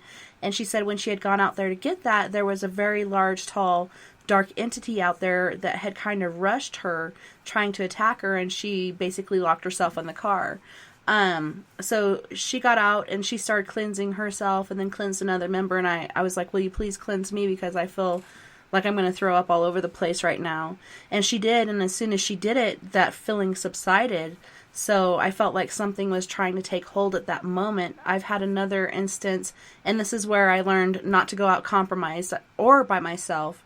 I got excited about this cleansing that I was going to do the next day, and it was right up the road from me, and everybody works regular jobs during the week, so I went by myself. When I got there, generally when I go by a house or pull up to a house, I can feel what's going on in there, and I wasn't picking up anything. So I went in and showed her the cleansing kit that I had brought her, showed her how to use it, and was saging throughout her house. I didn't do my St. Michael prayer, which I usually do. I'm not Catholic, but I do have faith in different tools, spiritual tools and such. I didn't say my St. Michael prayer. I didn't sage myself because I was in this freaking cloud of sage the whole time. And I didn't cleanse myself before I left. But that night, I lost time. All kinds of crazy things happened. I woke up behind the wheel of my car with no clothes on, and turned around, made my way back home. My husband had locked himself and the kids in the room. So I put on my pajamas and ended up sleeping on the couch that night. And the next day he came out and he wasn't pissed off at me. He was actually legitimately worried about me and was like, he knew it wasn't me because of things I was saying, my voice that was used, and also my facial features had changed. So after that, I never went out by myself or compromised. And so I've missed several investigations due to that, which I hate doing because I love going on investigations, but it's for the betterment of myself and my team, I believe. Well, the thing is, I mean, you know, because I'm looking at it in a scientific way and I look at it from a skeptical way, and I've got people in my team, when I do go out with a team, I've got people that are pagan, they're Wiccan, they believe in it from that point of view. I've got mediums, and then I've got people that just don't believe. I've got a mixture of bunch of people, and I will look at it from that, and they will look at it like you. They'll have sage, and have all those kind of, you know, they'll do the cleansing and everything else. The fact is, when you're talking like this to people that don't understand about paranormal investigations or going out and doing it, they'll think it's, you know, they'll think this is completely, you know, this can't happen. But we know because we've been there and we've done it. And I have seen people highly affected by going out and doing it, and people acting very strange, you know, been very distant, not themselves, and looking very different to what they normally look like, you know, and it's been quite worrying. And at times like that, we've had to say, look, let's stop. We need to stop this, you know, and, you know, we need to pull out of it. Somebody made a remark, were you driving the DeLorean? No, I wasn't. That would have been cool. Nikki was wondering, she said, maybe I missed it earlier in the show, but does Richard use any sort of protection for himself before he does any kind of investigation or to be locked into an area that is known for hauntings? Yeah, what I do, I wear an old Tibetan bracelet and an Indian charm on my wrist that I've worn for a long time, and I always think of that as my own little protection. But I personally believe that it's if you go with good intent, nothing bad can happen. You know, if you're there with good intent, then you always attract good. And I always say that to people when I take them out on events. You know, it's usually the bad intentions that would encourage anything negative.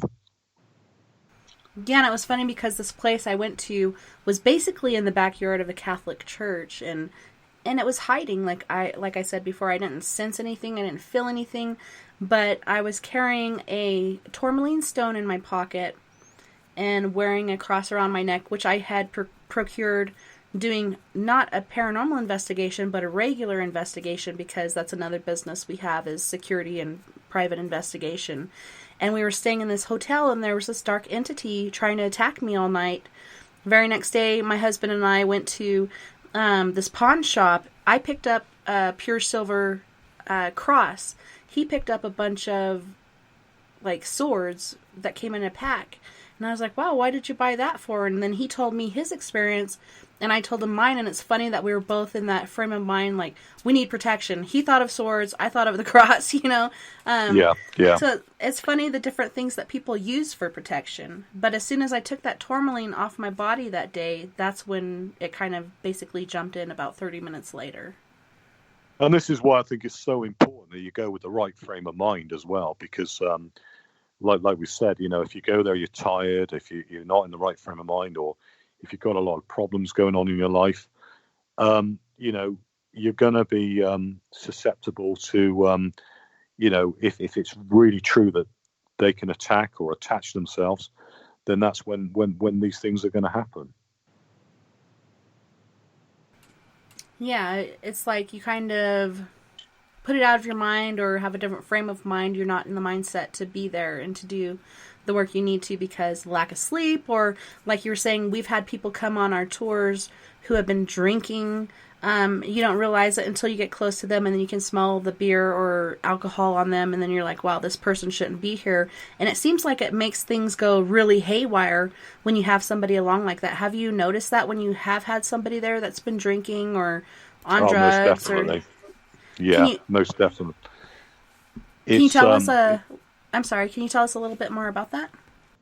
Yeah, I mean, I've had individuals in the past that have been intoxicated heavily, and they've passed out. They've seen things that they don't like and run out of the building, and you found out that they've the big no is not to be intoxicated when you come on an event. If we do public events, not to be for safety reasons, for all sorts of reasons.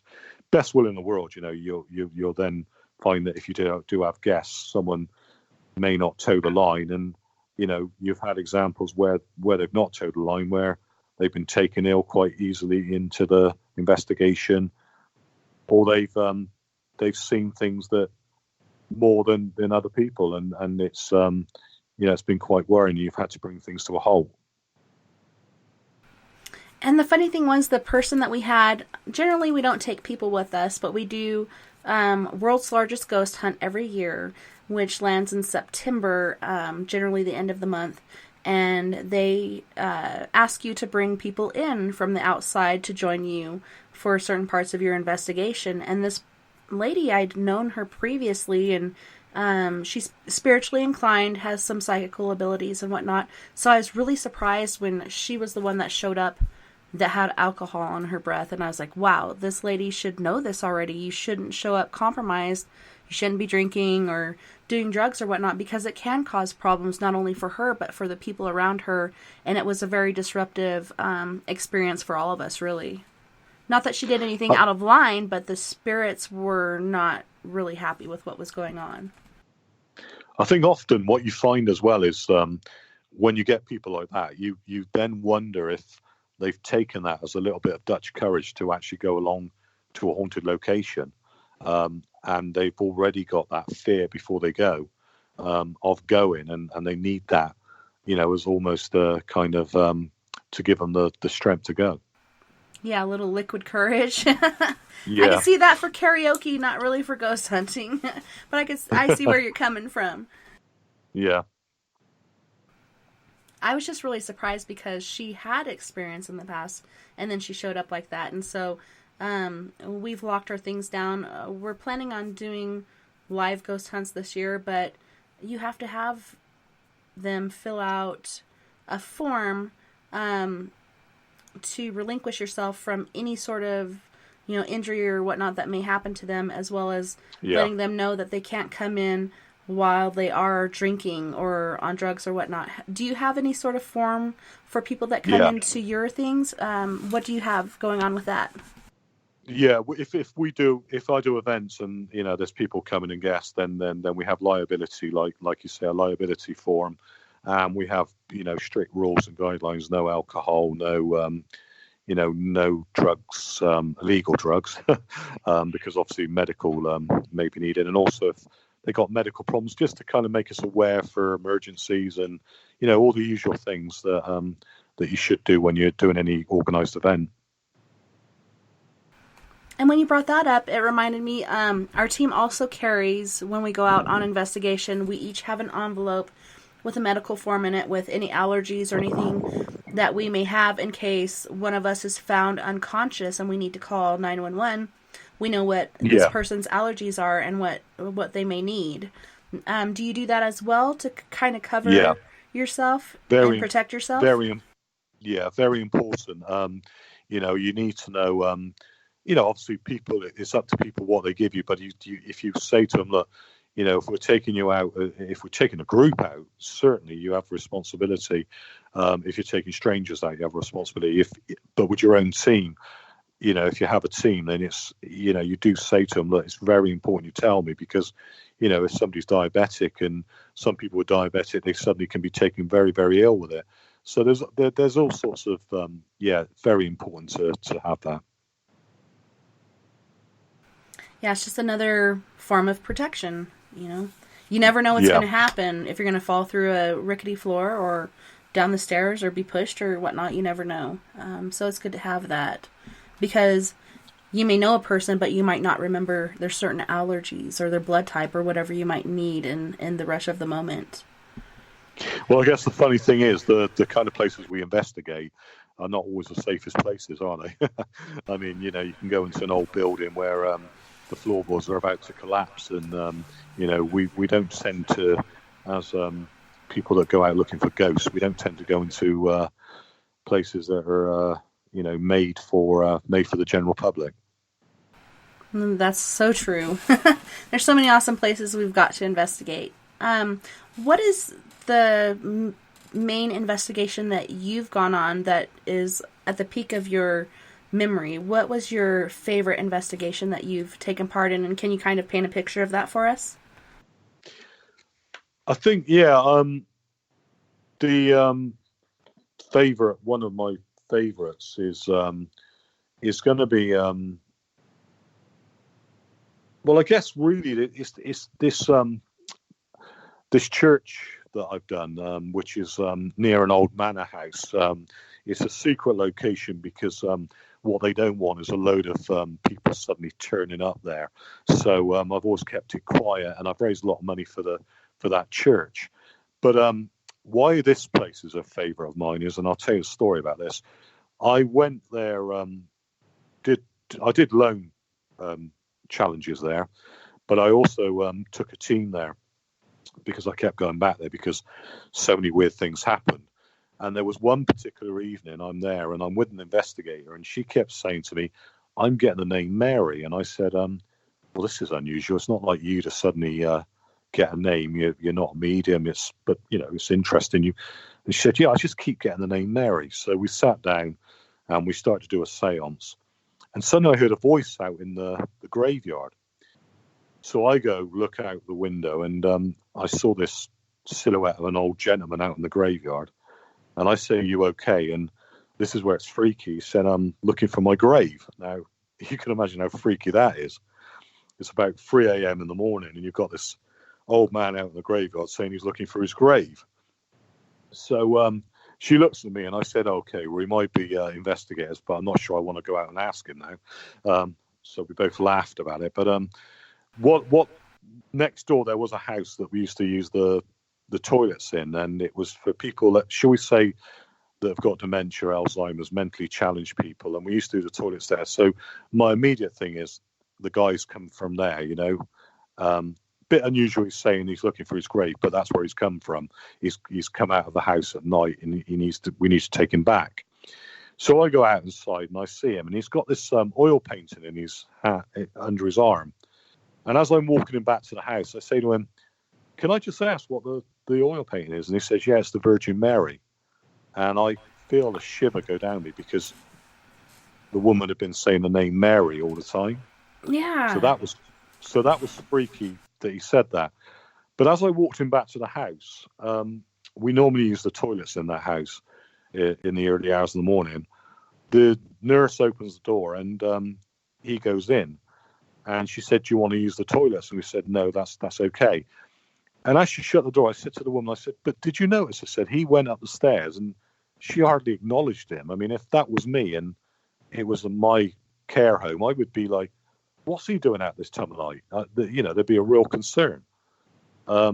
So I didn't manage to inquire. I didn't get the person that was on duty back to find out. But I did say to the woman, for all we know, we may have seen a real ghost that evening and a real apparition. So that was one of my favorite ones. Yeah, that's so interesting because it could be an apparition and you're seeing it, but she's really not paying any attention to him. Like, had it been an elderly man that had come from my house, I'd be talking to him, well, where have you been? What are you doing? And like, are you okay? Yeah.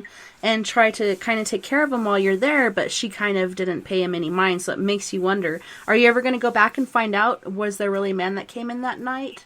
Because she was basically worried about if you needed to use the toilet or not, right? Yeah, I went back. We've been back since, and the care home did shut, and we do know that the ladies in the house, because the house is attached to the church, the people that left that place, and they said they didn't get on in the house, and there was all sorts going on in that house anyway. That the house itself was haunted. So I didn't particularly see that particular woman that was on duty to get her to clarify, and I should have done that probably straight away, but I didn't. It is interesting because when people talk about seeing ghosts, sometimes they interact and talk to them just like you and I are talking now on here, and they see them just like a real person. So that was kind of freaking strange, that particular experience. Yeah, I totally agree. And the fact that he was saying he was looking for his grave, right? Like, that's interesting as well. Yeah. So weird. PBR was asking, does Richard know the process the church uses of the final judgment?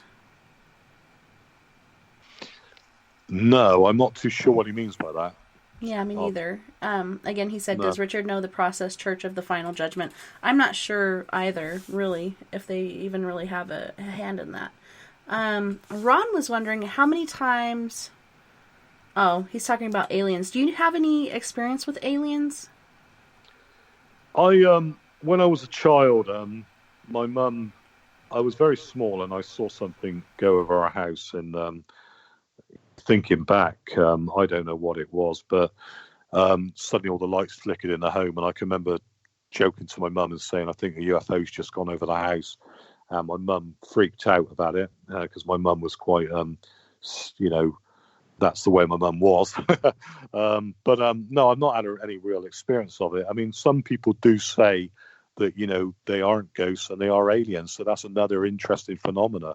And the thing about the paranormal is, even though we look sometimes at ghosts, that's another interesting part of the paranormal that is well worth looking at and being interested in. It definitely is something that's been in our world, since Jesus' time. You see paintings with spacecraft in the air and different things going on, and then you have all these different UFO experiences throughout history in the United States and the UK and all over the place, and people are trying to basically hide it. I've had personal experience with it. Have you had any alien UFO experiences or had any sightings of such? No, nothing specific. But I've had people tell me about it, but nothing specific. No. It's very interesting, to say the least. PBR was asking, is Richard possessed? Because I think he is. I don't feel like you're possessed. Have you ever felt like you've been possessed? That's a bit of a worrying intro. No, I don't think I'm possessed. Be interested to know how he feels. Is that PBR? Did you say? Yes, PBR Street Gang is what his name is in the chat room. Okay, is he a medium, or is he sensitive, or?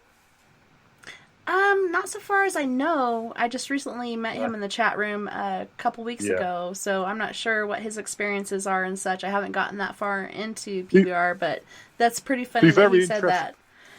Yeah, it'd be very interesting if he can elaborate on that. I'd love him to elaborate. We'll let him elaborate on that one. I'm probably possessed at 6:45 in the morning. That may be or no, 7:45 now, actually. Right. No, 7:45. See, I am possessed. No, right? I would love to know what he means by possessed. That would be intriguing. For sure. Yeah, we'll see what he says if he elaborates in the chat room there. So your most interesting investigation in the UK you've covered already. Is there a most interesting case you've had in other countries, or do you find any difference in cases from the UK and in other countries? Are there differences, or are they kind of the same? I don't think there's really any difference all over the world. It's interesting. I mean, if you look at places all over the world, everywhere has their phantom hitchhiker. Everywhere has their different kinds of ghosts. I mean, in the Philippines, they talk about the white ladies, a white, like you see a lady in white. And I know when I was in the Philippines, there was a taxi driver that's telling me about a relative of his that had picked up a lady as a phantom hitchhiker, and then she had got out of the car, and he suddenly realised that it was the apparition of somebody that died a long time ago. I mean, I've never come across that in the UK. That would be good. I think beliefs vary sometimes around the world. I mean, in China, they believe spirits can only travel in straight lines, so a lot of their buildings are built with curves in it because they believe, that ghosts only travel in straight lines. It's a form of protection. And they got a long list of ghosts over there. They got weird ghosts, drag ghosts, trickster ghosts, venomous ghosts. So the Chinese are very interested in their beliefs. But yeah, I think all in all, it all goes to the same kind of similar things. And it is interesting, like when a country like in Japan or other places like that have had, different tsunamis and different things that have come through that have taken people out. And I've seen, there's this particular video I saw where this cab driver, as you were saying, pulled up to pick up a lady in a white jacket, and the door opened and then closed, and he looked in his rearview mirror and she wasn't there. So he got out and looked all around, and she was nowhere to be found. Yeah. So it's so interesting when that happens, and it makes me wonder, do they know that they're dead, or do they think they're still alive? Is this a intelligent ghost, or is this basically a residual ghost that is kind of like on replay and is sitting there catching a cab repeatedly? Well, there's the story that some of the older listeners would know. I mean, I'm getting old now, so that says a lot. Telly Savalas Kojak, you may not have heard of him, but years ago, there was a program called Kojak, which was a detective series, and Telly Savalas was the actor on it. And he saw a ghost where basically he was out walking, and suddenly this car approached him, and it was almost like this was a gentleman in the car, but had a very high female voice speak to him, calling his name. "Can I give you a lift?"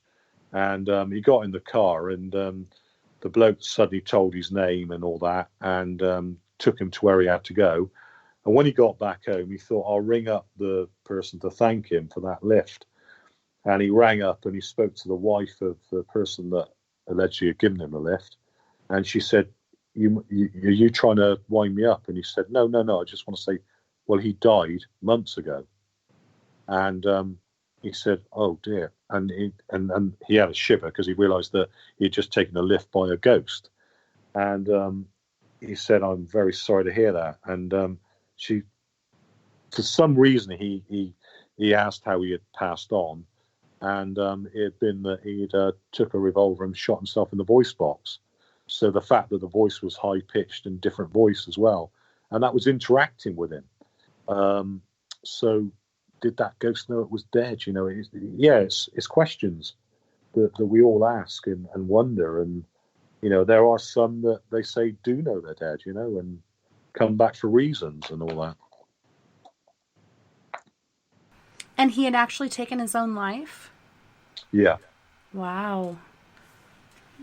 That's insane. I've heard stories like that where, somebody's left their jacket in the car or whatnot, and somebody will take it back, or somebody lets somebody use their jacket and they'll take it back to the home of the person that had given it to them, and they're like, this person's been dead for years, or this person killed himself or died in an accident.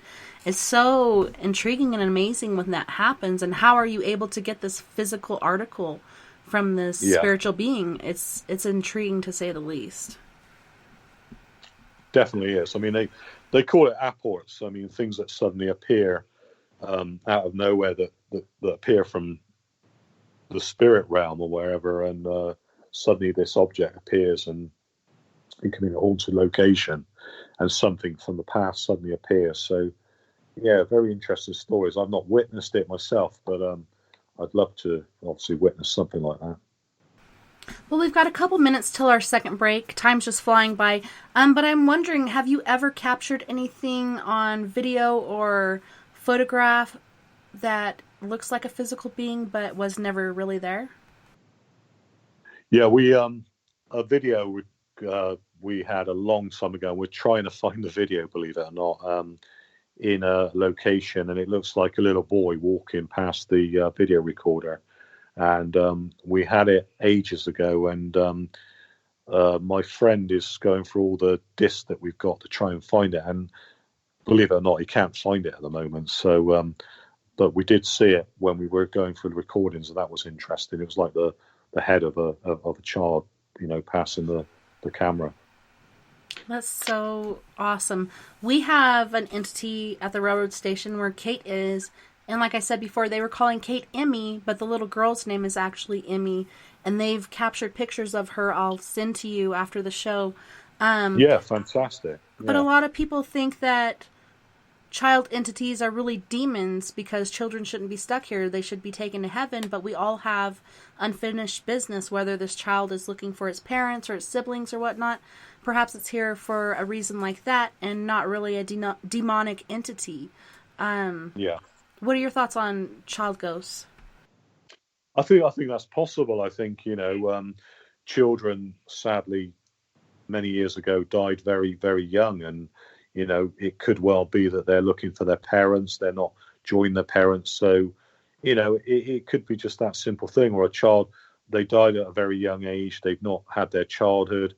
They're associated to a particular place, a place they played, a place they loved as a child, and they just come back and visit. So, those are the questions. Well, on that note, we have to go to our second break. You guys don't go anywhere. We'll be right back right after these messages.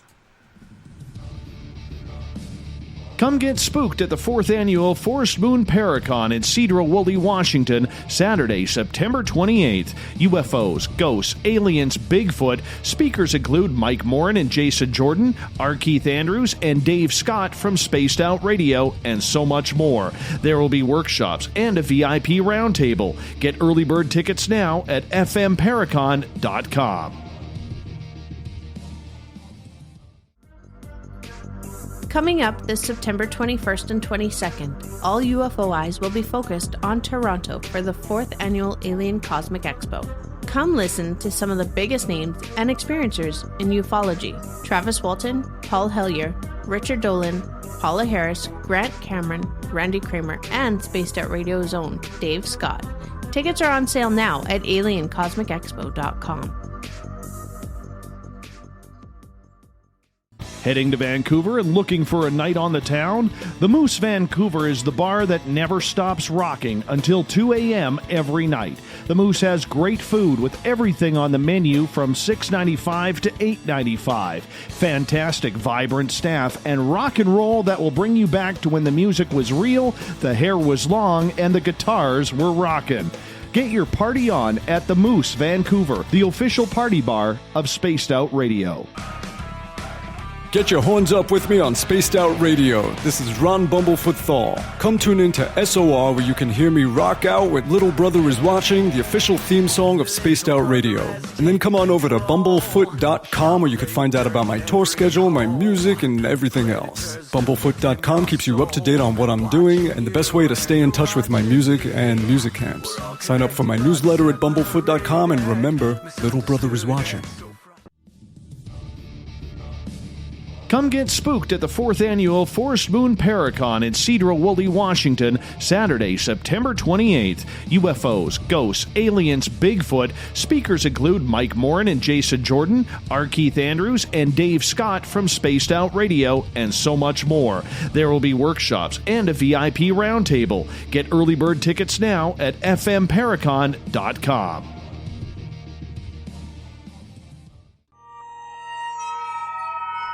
You hear footsteps in the empty room above you. A rocking chair begins rocking by itself. Don't be afraid of the things that go bump in the night. Reach for Spirit Storybox, the iPhone app the Huffington Post UK called the only ghost hunting app you will ever need. Spirit Storybox. The spirits are telling their stories. Are you listening? Hi there, this is Geraldine Orozco from San Francisco's Bay Area Meditation. I invite you to join me the first Tuesday of every month with Dave Scott for Spaced Out Radio's The Spiritual You. In this fast-paced world we live in, it's time for you to take some time for you. We'll cover every possible subject from powerful meditation to healing techniques to your own intuition and spirituality. So come join us for The Spiritual You.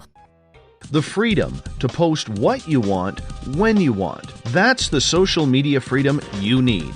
Social Media Freedom is the free app in your app store. No need to worry about going to jail or being shadow banned any longer.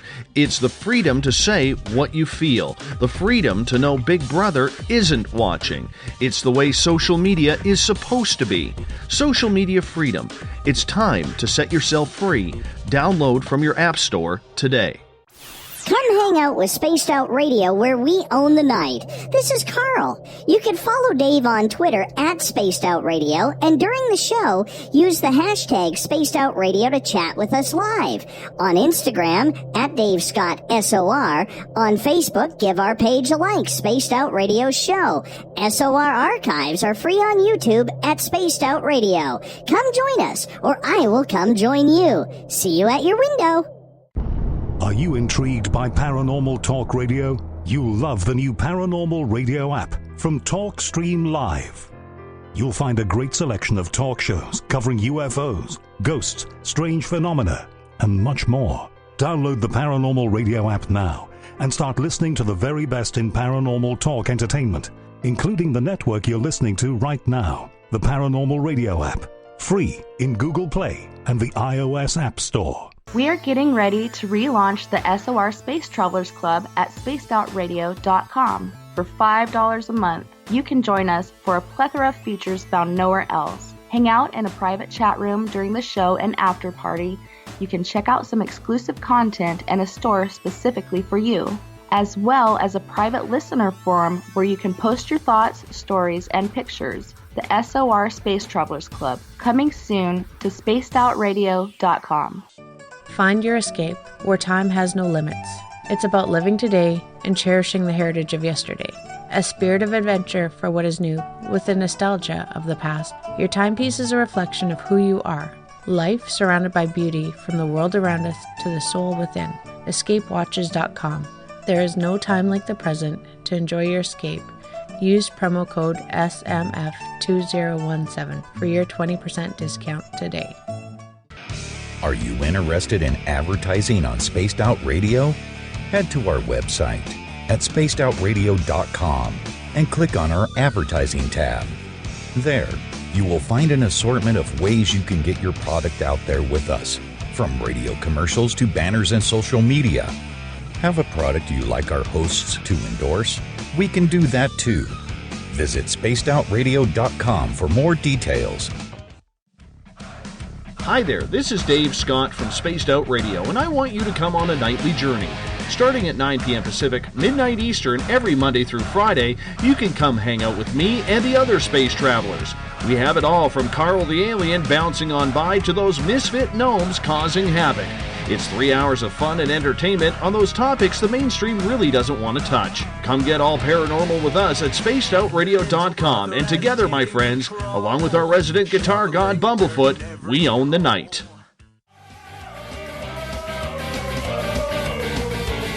Sit back, relax, grab a drink, and listen closely.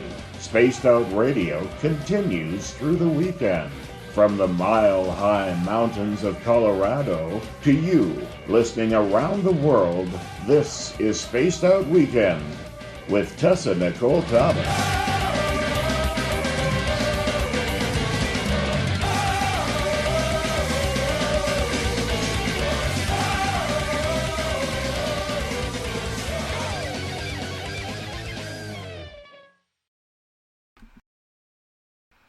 Hey guys, welcome back, and thanks so much for joining us tonight. Tonight we are joined by Richard Case, the Ghost Challenger. Welcome back. It's so great to have you. Yeah, thank you. Thanks for having me back. So we were talking about PBR on the break, and he had said a couple things. One of the last things was I want to hear Richard talk in his demon voice, which I don't believe you're demonically possessed, but it is kind of funny. I'll try my best, but I'm probably going to lose my voice if I try that. So, right? Yeah. We're in our last hour. We don't need that. Perhaps right before we leave. Possibly not. No.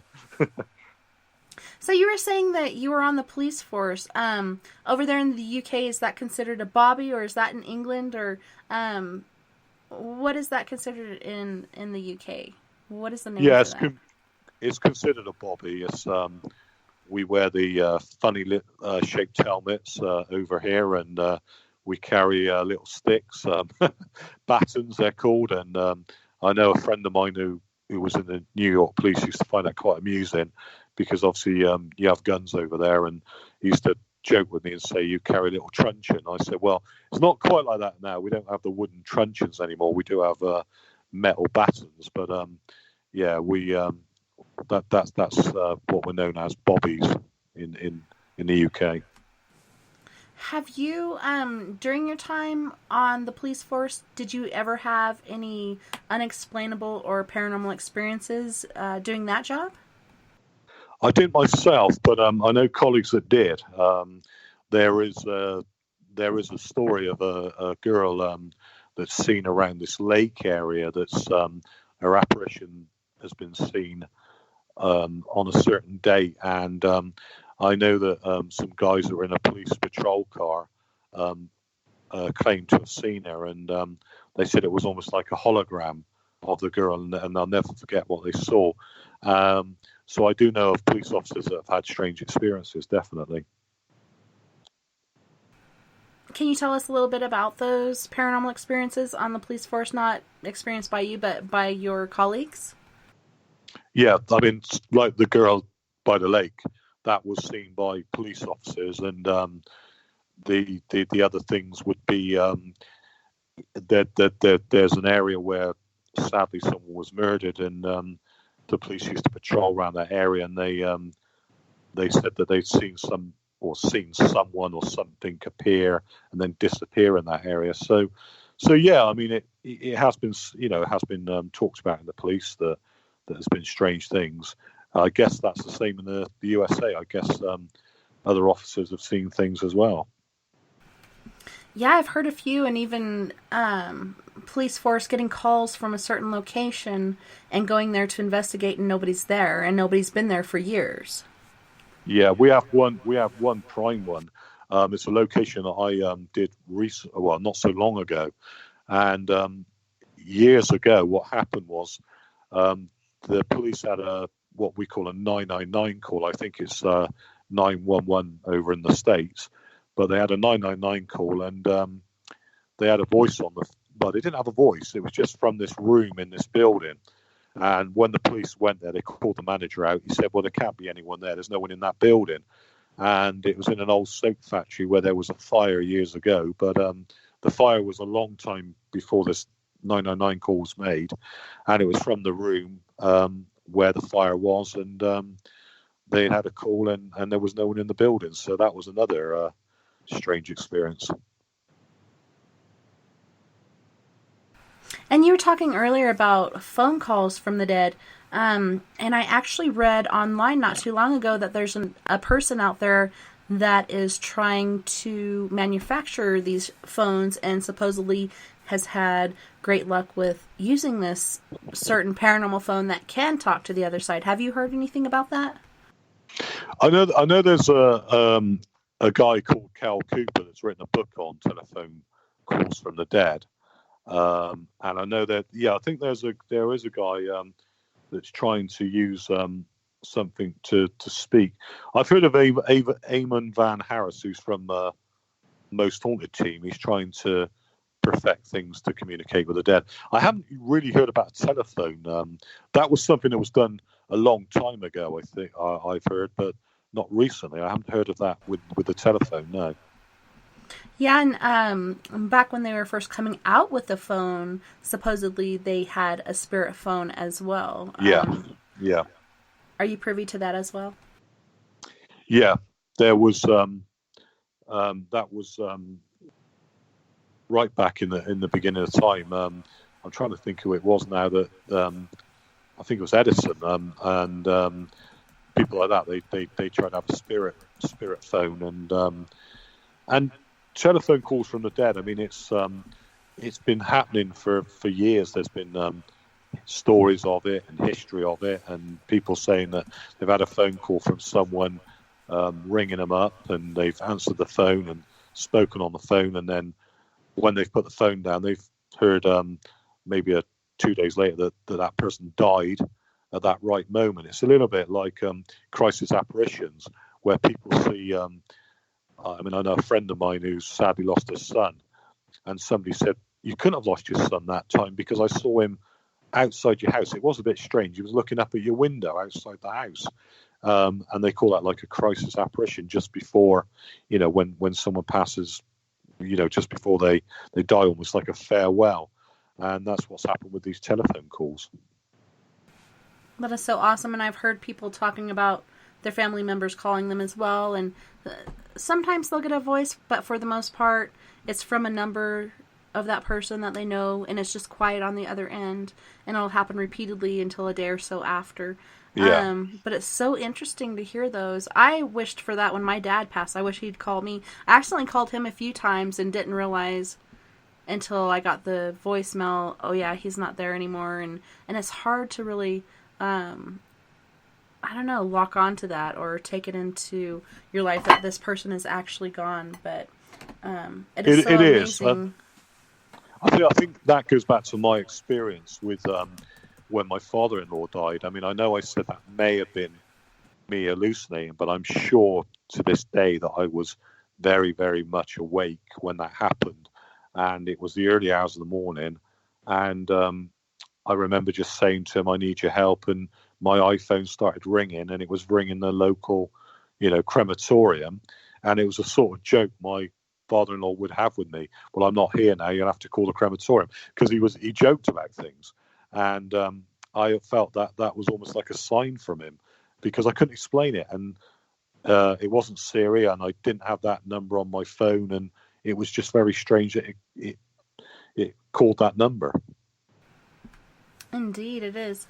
We have a question from the Periscope chat room. Space Alien was asking, could these events be caused by morphic fields caused by the living?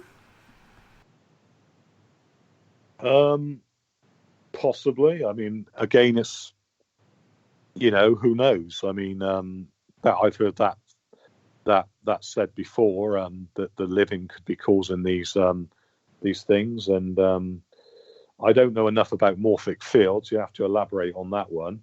But they do say that, with mediums picking up sometimes if somebody's died, say, for example, if somebody's passed over, they say that the medium is not actually I mean, this is an awful thing for people that have trusted a medium, have lost loved ones, but they do say that the medium's not actually picking up the loved one, but reading the mind or picking up the telepathy from the person that is in front of them. So, yeah. But I'd like him to elaborate on morphic fields a little bit. Yeah, that's the part that kind of hung me up, and I'm like, Google, what are morphic fields? But I have heard about thought forms, and such as Slender Man and other things like that. Legends that are out there that people have heard about, and they repeat them to different people, or they believe in them to a certain extent, to the fact or the point that to the point where it actually forms, or people are witnessing it. So it's pretty interesting and intriguing how the mind works. It's definitely another intriguing thing. I mean, it's almost like when I've gone to a location and an object's been thrown in a location, or appears to be thrown. I mean, the first thing I say to people is, thrown is a very, very strong word to use. I mean, make sure it hasn't fallen from somewhere. But when it looks like an object's been thrown, is it us that are causing that to happen? Is it our thoughts that are causing that to happen? And there's telekinesis. There's all sorts of reasons. So again, it's paranormal because it can't be explained by science, but it's an interesting thought. Big John in the Periscope chat room was asking if you believe in Bigfoot.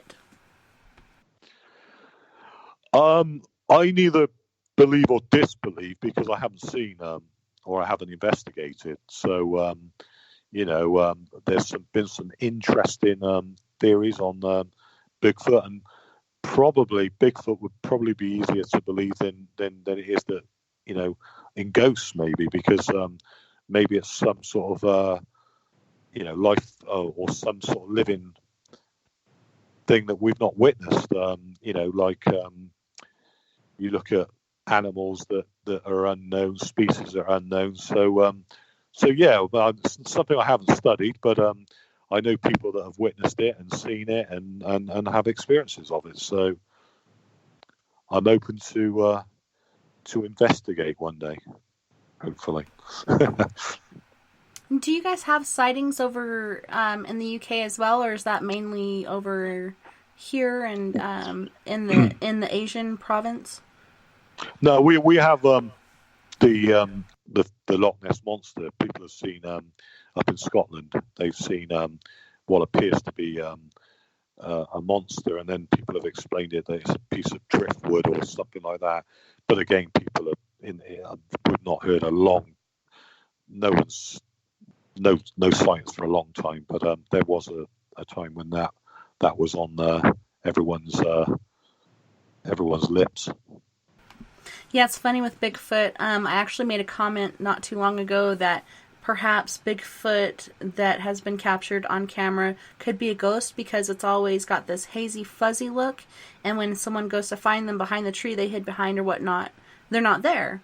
Other people tend to think that they're from a different plane where they can kind of go through a portal and be back in that other plane and then come back this way. I don't know. There's so many different things and variations and unknowns about it. It's hard to really pinpoint it. And nobody's ever found a body, so that's another thing that's interesting about it as well. Yeah. So going back to ghosts, do you guys have any sort of urban legends that you think have become thought forms or urban legends that could be true? There's always an urban legend. One of the urban legends we have is, which you probably get over there, is like if we go to, I've investigated sometimes a hotel, and they said to me, well, there used to be a monastery and the nun was bricked up in the wall. And then you go up the country and you hear the same story there and the same story there. Well, there is a particular truth in one, that it was a monastery, and the nun, that when they were taking out the building, they found the skeleton of a woman there. So that proved to be some fact in that. Space Alien in the chat room was talking about why aren't there ghosts of dinosaurs? I know that we have sightings here in the Four Corners area of dinosaurs. They could be ghosts.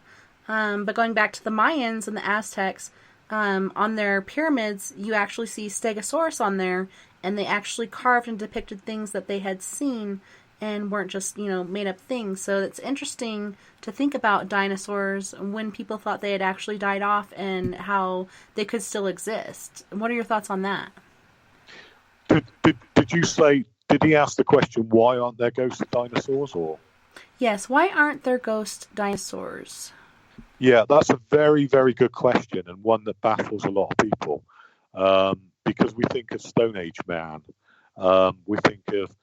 It seems to be that when we hear of ghosts, we hear of, the Victorian days, or going back to the 1700s, or, and I guess over in the States, you go back to when the Native American Indian roamed the plains. There must be stories of ghosts of Native American Indians back in the time, going back.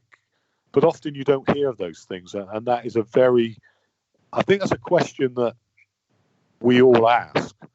Why isn't there ghosts of dinosaurs? Why don't people see, people talk about dogs and pets and things. Why don't we see things going right back, into Stone Age? Why don't we see it? And that's a question that I wish I could answer, and one that I often ask myself. And it's so amazing the different things they're finding. You know, they basically date dinosaur bones by the things that are laying underneath or around them. But there have been hammers and picks and such that have been found that have been dated back to millions of years ago, which make us rethink our history that we've learned. Space Alien is asking, why do ghosts generally communicate in a language we understand, being there are zillions of languages? Have you gone into a place of foreign language and used your own language and gotten a response? Yeah, that again is a brilliant question. It's a question I ask as well.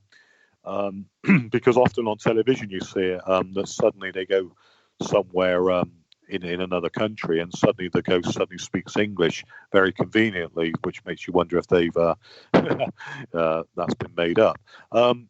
I've not myself I've gone to all places around the world, and as yet I've not actually recorded EVP where I've had the voice in the language of where I've gone, and I've not had, well, I haven't had English there, I haven't had EVP, but I do hope for the day that I will go, say, for example, to Spain, and I'll go to a haunted place and I'll have a Spanish voice speaking to me, because it's a very good question. You know, why do they suddenly speak? If you know, people claim to go these places and they are always speaking in English, and I'm sure that, you know, if they were in another country, they'd be speaking in that language.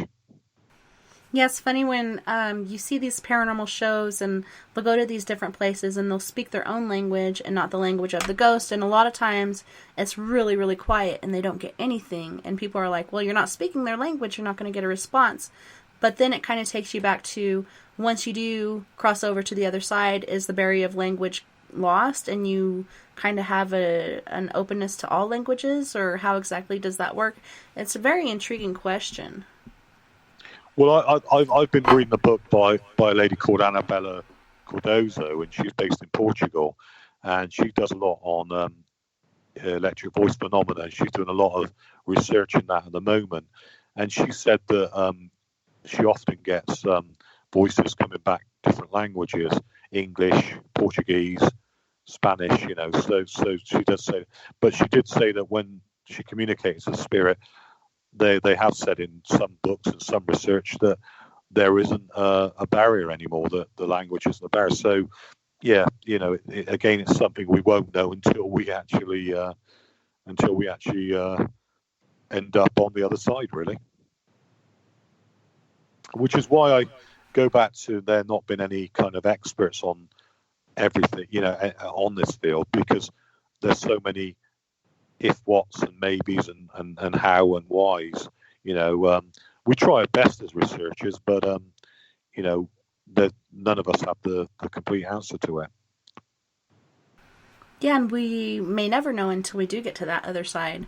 But it's interesting, and I think if I do ever go to another country, which I hope to someday, that I would have a translator to be able to translate any EVPs or whatnot that we might get.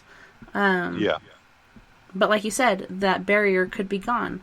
So it's an interesting prospect, to say the least.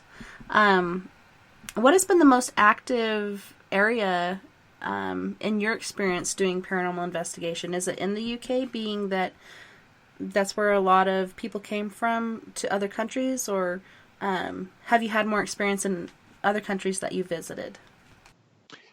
Mainly because I've had more time in the UK. I've had more experience in the UK, but that's only because I live in the UK, and I've had more time to explore. I mean, if I've gone around the world, I've been on vacation, and it's been limited, my time. And as you probably know, you've got to go back to a location more than once to really get to know a location and for anything really to happen. And some people say that's because we start imagining things at that location, and other people say that's because whatever's there gets used to us. And I certainly found that when I've done a location in the UK, the longer I've gone there, the more things have happened, and those things have been strange. And I know I've been in my right state of mind when they've happened, and I can't explain them. Yeah, it is very interesting. And like you were saying, sometimes it takes more than 1 or 3 or 5 times to get a response, because there kind of is that trust factor. Is this person here to help us? Is this person here to antagonize us? Because a lot of people do go in there disrespectfully, not naming names on certain shows that I've watched, but they go in there and they antagonize these ghosts and they cause turmoil and such, which I find disrespectful. So sometimes spirit will stay kind of hidden out and not want to communicate, because, I mean, if I was a ghost, I wouldn't want to communicate with you if you're insulting me, or maybe if I had the power, I'd throw you across the room. But, I mean, respect is of, the utmost in our investigations. That's our number one key tool that we use. And being that this person is on the other side doesn't make them any less of a human to us, and we have that respect for them. And even with the brakeman, we don't think highly of him, but we've never gone in and been disrespectful to him, because that's just not proper etiquette to us.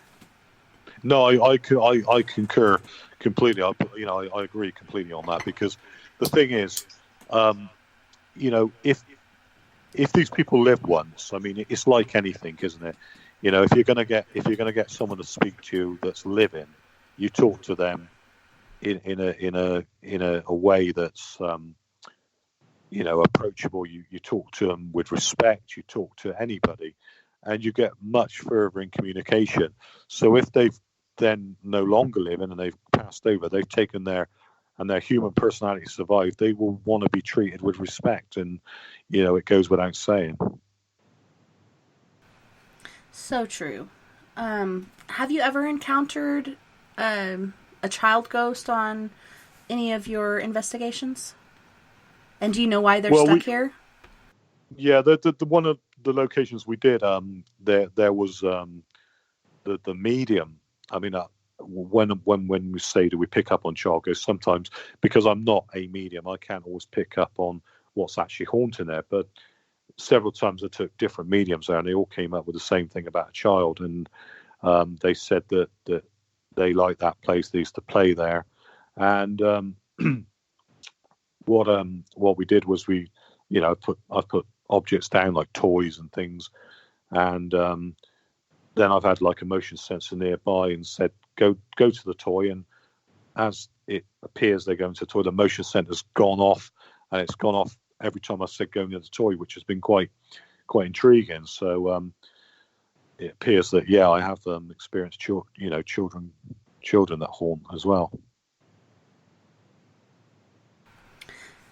One of our best cases is the Kate Johnson case, just because we were able to find her history and her religion, and actually it was a classroom from a Catholic church that had come in, and these kids had said a prayer of release from purgatory, and Kate was actually gone for about 3 months, and then she came back, I think, to protect Emmy. And when I send you this picture, you'll see they're together, and I think that goes back to the whole free will and being able to do what you need to in the afterlife. But we're wanting to find out about Emmy, why she's here and why she's stuck here, and that's one of our next steps as being a paranormal group, is trying to find out why she's here and if there's any way we can help her to move on. But a lot of spirits don't want to, and it brings up the question, is it because Judgment Day hasn't come and so we're free to be where we want when we want, or are there different reasons for that? So many questions that are unanswered that I'd love to have the answer to. Yeah, I think it's something we never will get the answer to, or when I say we never get the answer to, if we have a medium with us that can communicate or claim to communicate with the spirit, and they can at least tell us what that spirit wants or thinks and what they're feeling. And sometimes, there is always this assumption that, that they're going to move on to a better place, or they're going to move on. And sometimes, maybe that attachment to that place is so strong that they're quite happy being there for eternity. Who knows? And it's a question, like yourself, I think we'd all like to have the answer to. Yeah, there's so many answers that we want answered, but it's still interesting, and it keeps us going out there and investigating and finding different scenarios. I actually went to a radio station where the DJ, he has these different things on his boards and stuff, little zuzus and wham-whams, and things would be moved. And so they invited us in to investigate, and we found not only was there a child there, but there was a man and a woman. And we used SB7, and then the batteries ran out on that, so we were using the SB11. And at the very end, the male ghost was yelling at the child ghost to get out of there and to stop what he was doing, because it kept trying to communicate with us. And this male entity was very controlling and dominant over the female and the child. They ended up moving from that location, but it was interesting to pick up these voices and get these different people coming through, and the different, I don't know, power or whatnot that they have over each other. It's interesting that still goes on the other side. This man was controlling of these two in the living, and like you said, you know, when you die, you don't automatically become a good person. You're still the same person you were when you died. So they continue to do the same thing. So that's interesting as well. It is, and I think, you know, it's why if you think about it, you know, we're if the human personality does survive, then we're going to take exactly as we were, you know, with us. And you know, this is where I once saw somebody that was doing because I believe, even though I'm a skeptic, sometimes it's very important I look at it from all aspects. And I saw somebody that did what they call rescuing work from people that had attachments and spirits attached to them. And it was quite moving, because it seemed to be that this individual didn't want to leave this woman who had given him kindness before he had died. It was a nurse, and he was very much attached to her. And he was afraid. He didn't want to leave the world. He didn't want to leave the people he loved, as we don't want those people to leave us when, you know, the other side. So, you know, it's very interesting, yeah, and, you know, intriguing. We had, excuse me, brought in he calls himself a rescue medium. Ron Sherman is his name, and we brought him onto the team to the railroad station because we're like, we got to get rid of this brakeman. Like, he's a negative entity, and he keeps picking on and keeping these other entities from talking to us. Like, when Kate was gone and we go in to talk to Emmy, he'd come in and use foul language and talk down to her and basically attack her, and she'd leave, and then he'd be left. And so we were like, we need to get rid of him. And so we brought in this rescue medium, hoping that he'd get rid of this brakeman, but he was saying he wasn't ready to leave. So there still is that free agency, and you can't force something to go, really. It's kind of up to them whether they do or not, according to certain people. Yeah, and again, that is something that, as a researcher, we rely on the expertise of or the knowledge of somebody that has the gift to communicate with the spirit to give us that information. And I think you know, it is very difficult to know, you know, because there is an assumption that people will do an exorcism on a place, and suddenly that place will not have this or that anymore. And then there is the story that, you know, people find that it's not gone, it's still there.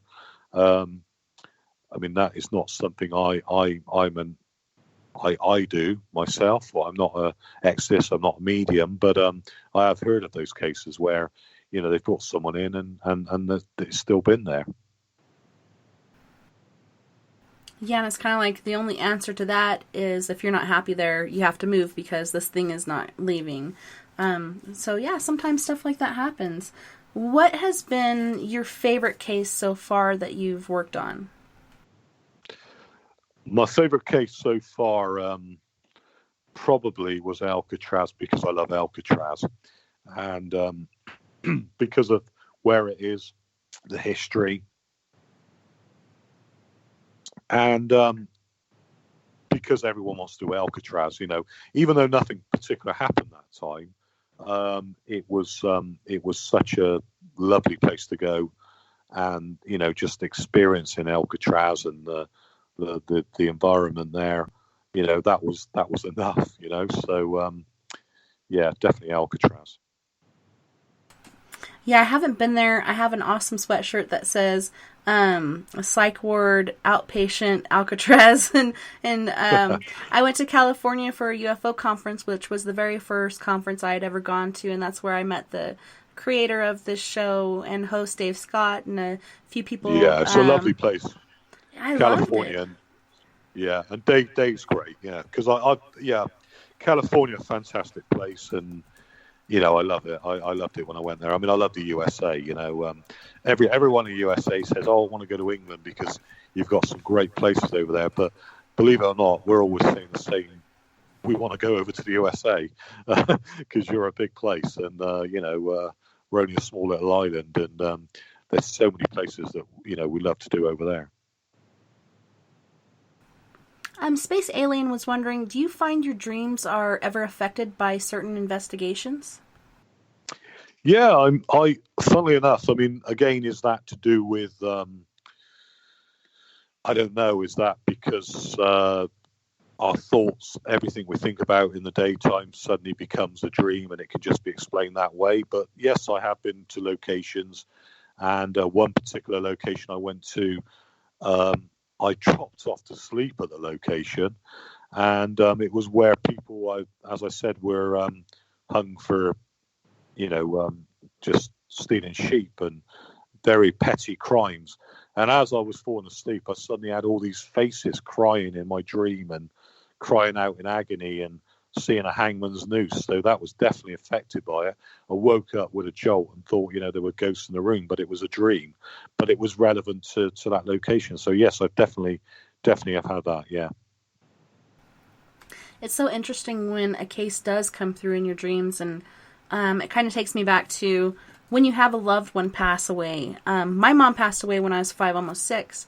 And you'd think you'd be able to dream about someone whenever you want to, but I've only seen her in my dreams twice. I find that's the easiest way for a ghost to come through and communicate is through your dreams. Have you had any experience such as that?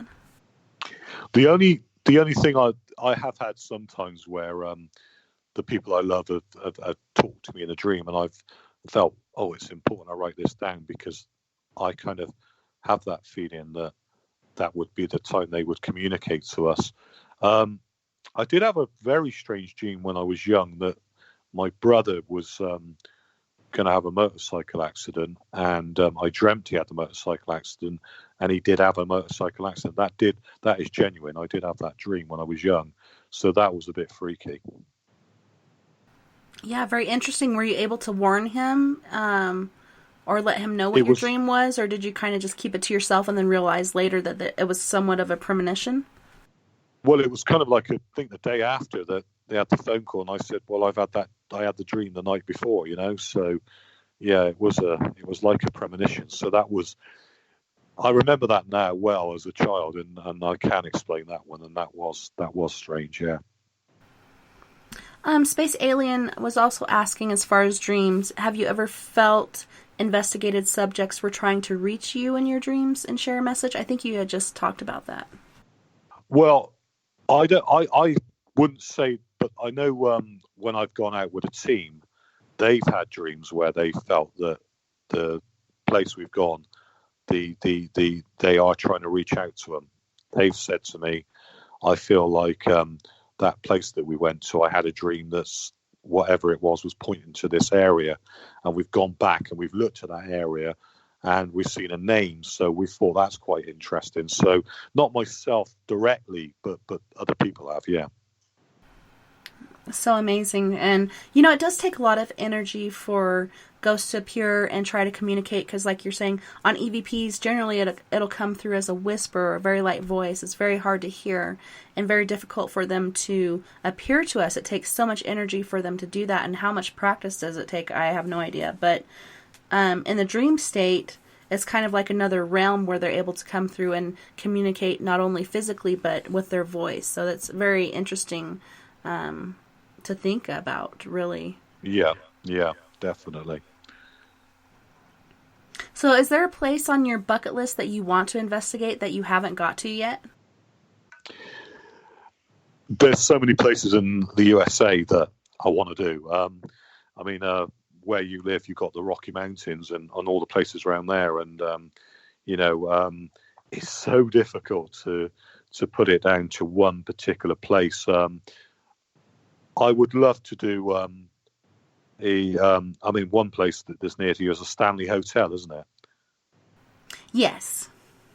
Now, I'd love to do there because obviously there is a saying that that's where The Shining originated from. And, I don't know how much that's true. You might be able to tell me, but that's one place that is on my bucket list. And, the Waverley, the hospital over there.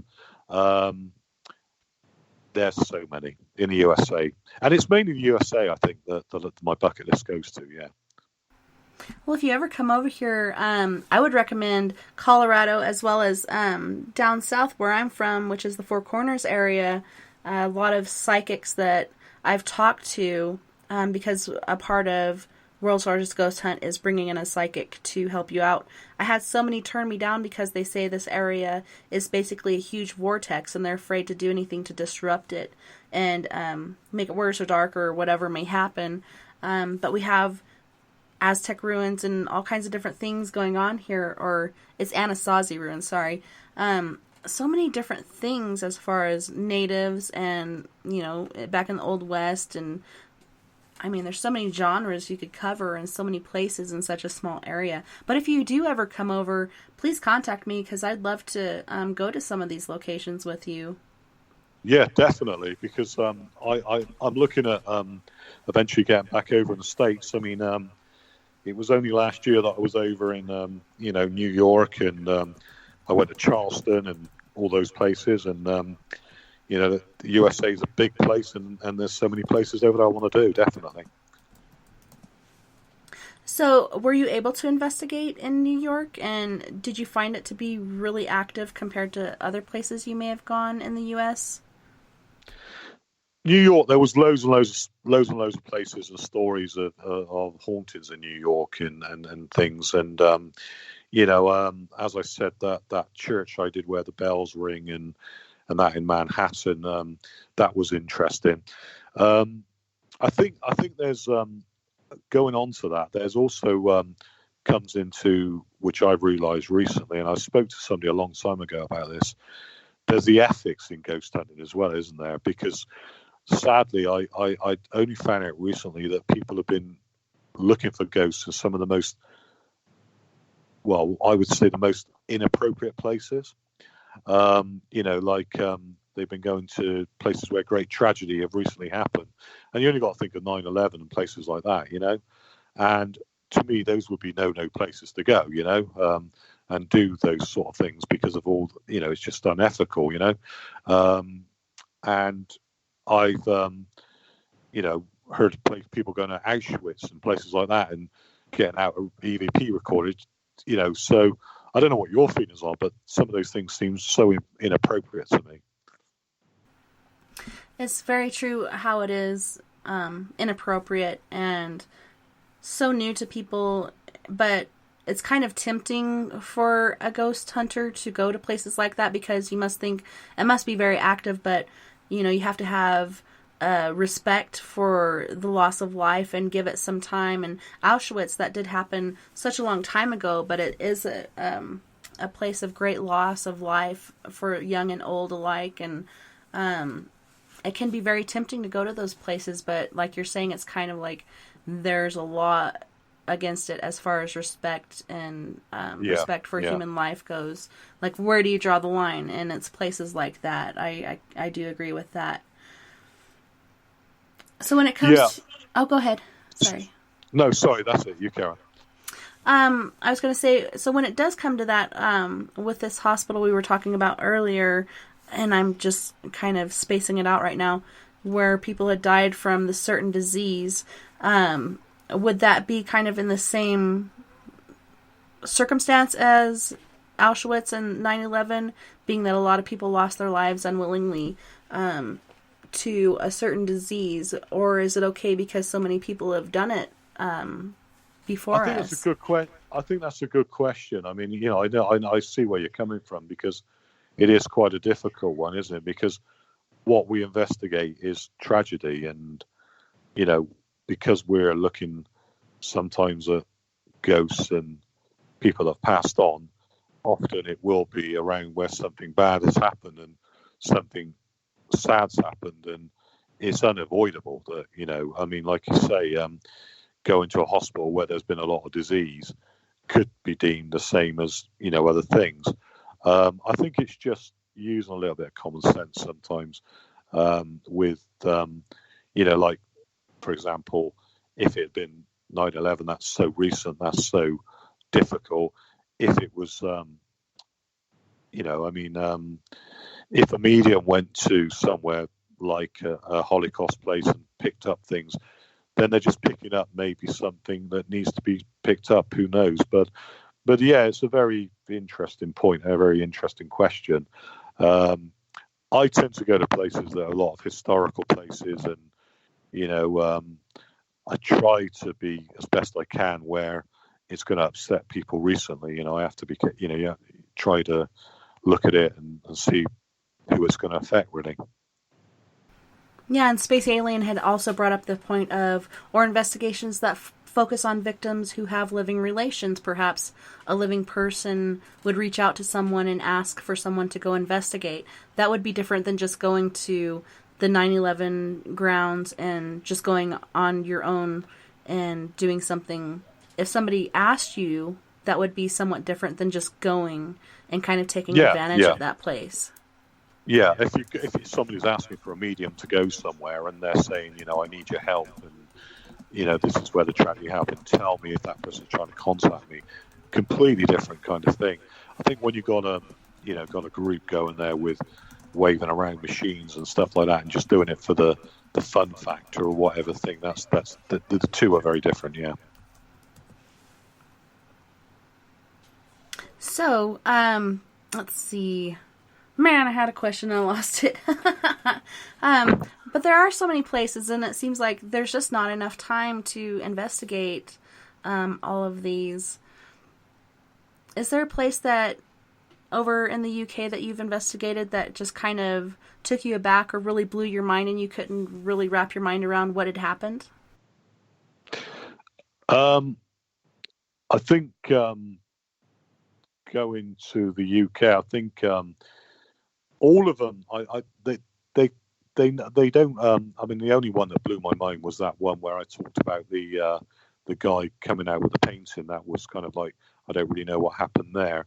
But the places in the UK, most of them, I kind of know of the hauntings, know of what's gone on when I've been there. So it's not really blown my mind, although things have happened that have been pretty strange and pretty unusual.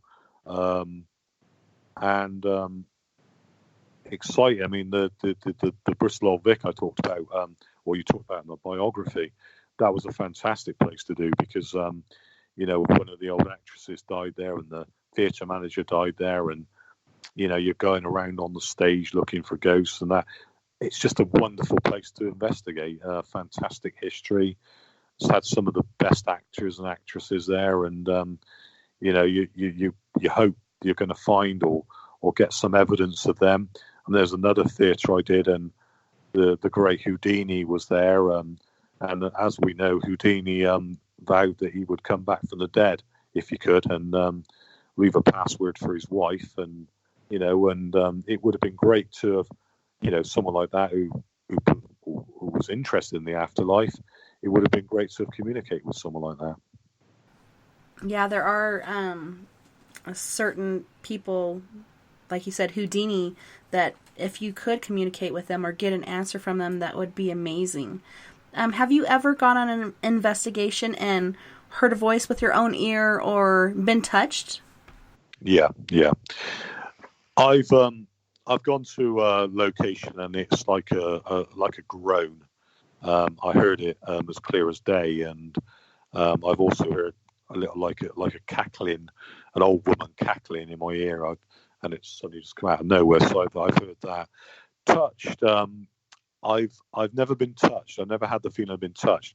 A friend of mine was pushed right next to me in an old cellar, and he's not somebody that makes things up. And he suddenly pushed forward and said, "I felt like something pushed me," and there was no one there behind him, and it was just me and him and someone else, and we made sure there was no one there. But touch, no, I've never been touched, and it's something that I've always, thought I'd love to have that happen. I've had a sensation near the face, like something's looking at me and things, but never touched.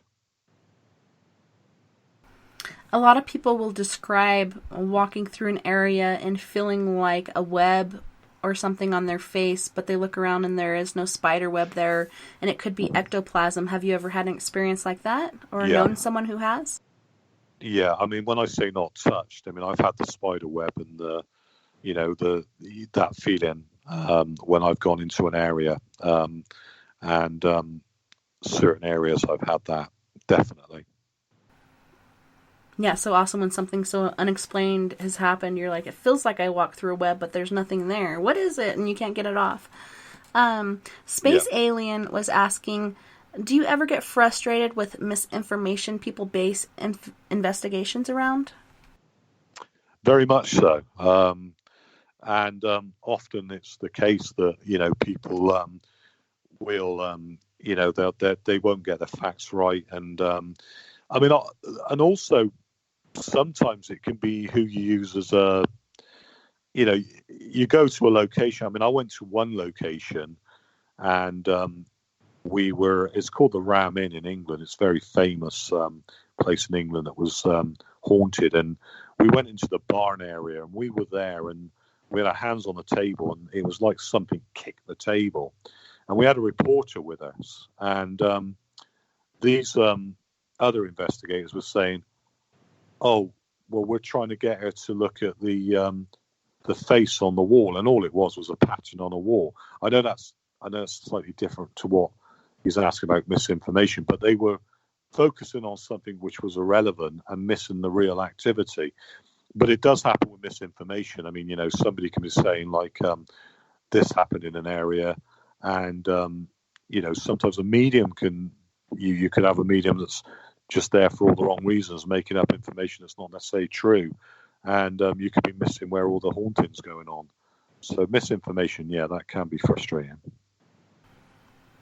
Indeed. And Space Alien was also asking, how big of a role does TV play in that misinformation frustration?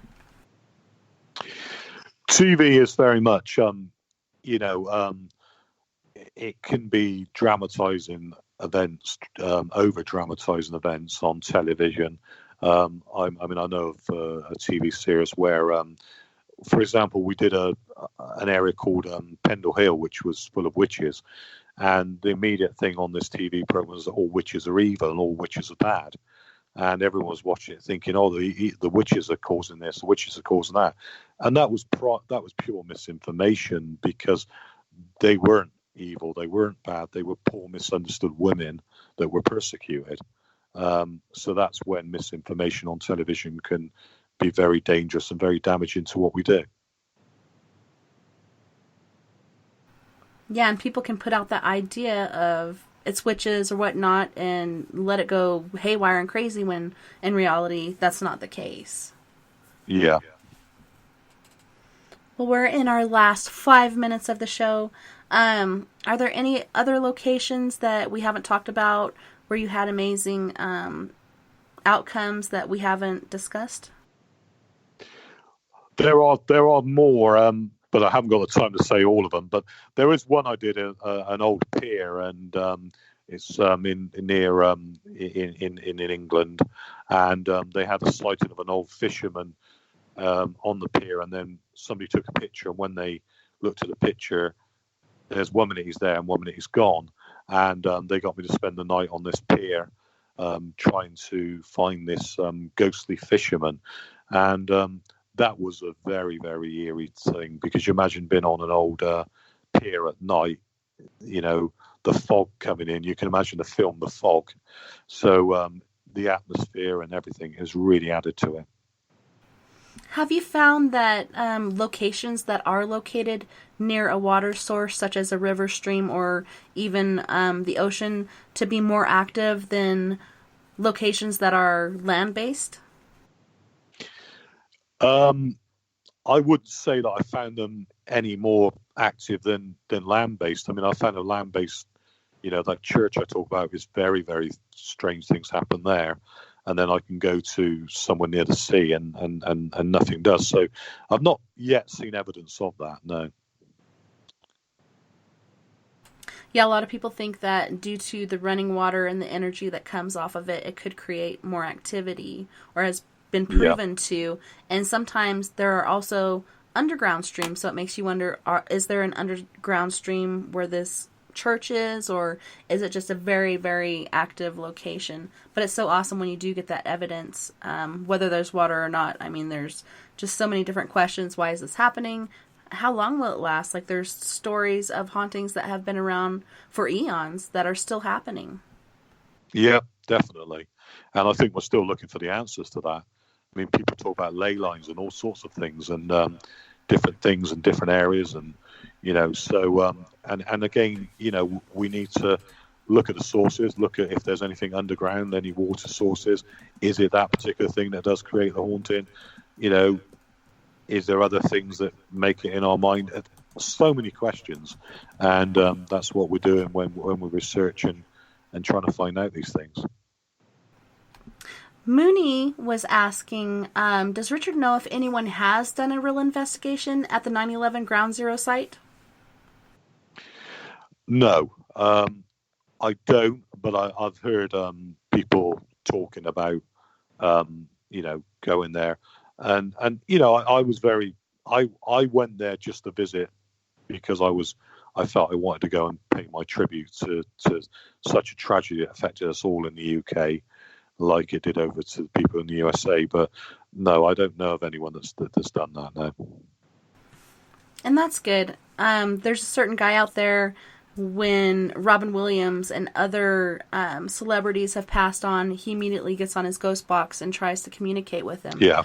A lot of people like that, but a lot of people look down on it because it seems like it's too soon, and this person is kind of trying to take advantage to basically build up their ego or whatnot. What are your thoughts on that? 100%. I know. I disagree that I think that's wrong. What's done there? There's a time and place to investigate and to we all know of that situation, and we all know that people have lost loved ones. So I just don't think it's appropriate to do it that soon. Yeah, it's like, I don't know. Pick your battles and be respectful. That is the key thing. And I don't, you're talking about common sense and such, which I learned in military. Common sense is not a flower that grows in everybody's garden. But it is a key thing that we do need to take into account and to use, not only in our everyday lives, but on investigations dealing with those who have passed. But we are at the end of our time, Richard. Can you tell our listeners how to find you, how to find where you broadcast your investigations, and how to contact you? By all means. My website is www.theghostchallenger.co.uk, and they can find me on Twitter, Richard Case, the Ghost Challenger. Follow me on there because I need some follows. And on Facebook, I've got the Facebook page, the Ghost Challenger on Facebook, and all my live things will be on there as well. Awesome. Well, it's been awesome having you on tonight, and I thank you so much for coming out and hanging out with me and sharing your experiences. It's been amazing. Yeah, it's been brilliant. And thank you. And thank you to all the listeners as well. It's been great interacting and talking to everyone, and thank you. Thank you so much again, Richard. And I hope to someday have you back. Yeah, thank you. And thank you so much to everyone in Spaced Out Radio, Facebook, Spreaker, Twitter, Paranormal Radio, TalkStream Live, Deep Talk Radio, Periscope, and wherever else you may be listening in the universe this evening. I had a wonderful time, and it was my pleasure, literally and figuratively, and I can't wait to do it again next weekend on spacedoutradio.com. Until next time, nighty-night, love and light to all my space cases out there. And don't forget, we are all in this together. Together we can make the world a little better. And together, my friends, we own the night. You guys have a wonderful week. I hope to see you guys back here next weekend. And if you'd like to come hang out with us in the after party, just come on to Skype, or you can even call on your cell phone at 970-335-9596. That's 970-335-9596. I had an awesome time with you guys. Take care of my yous, and I hope to see you back here next weekend.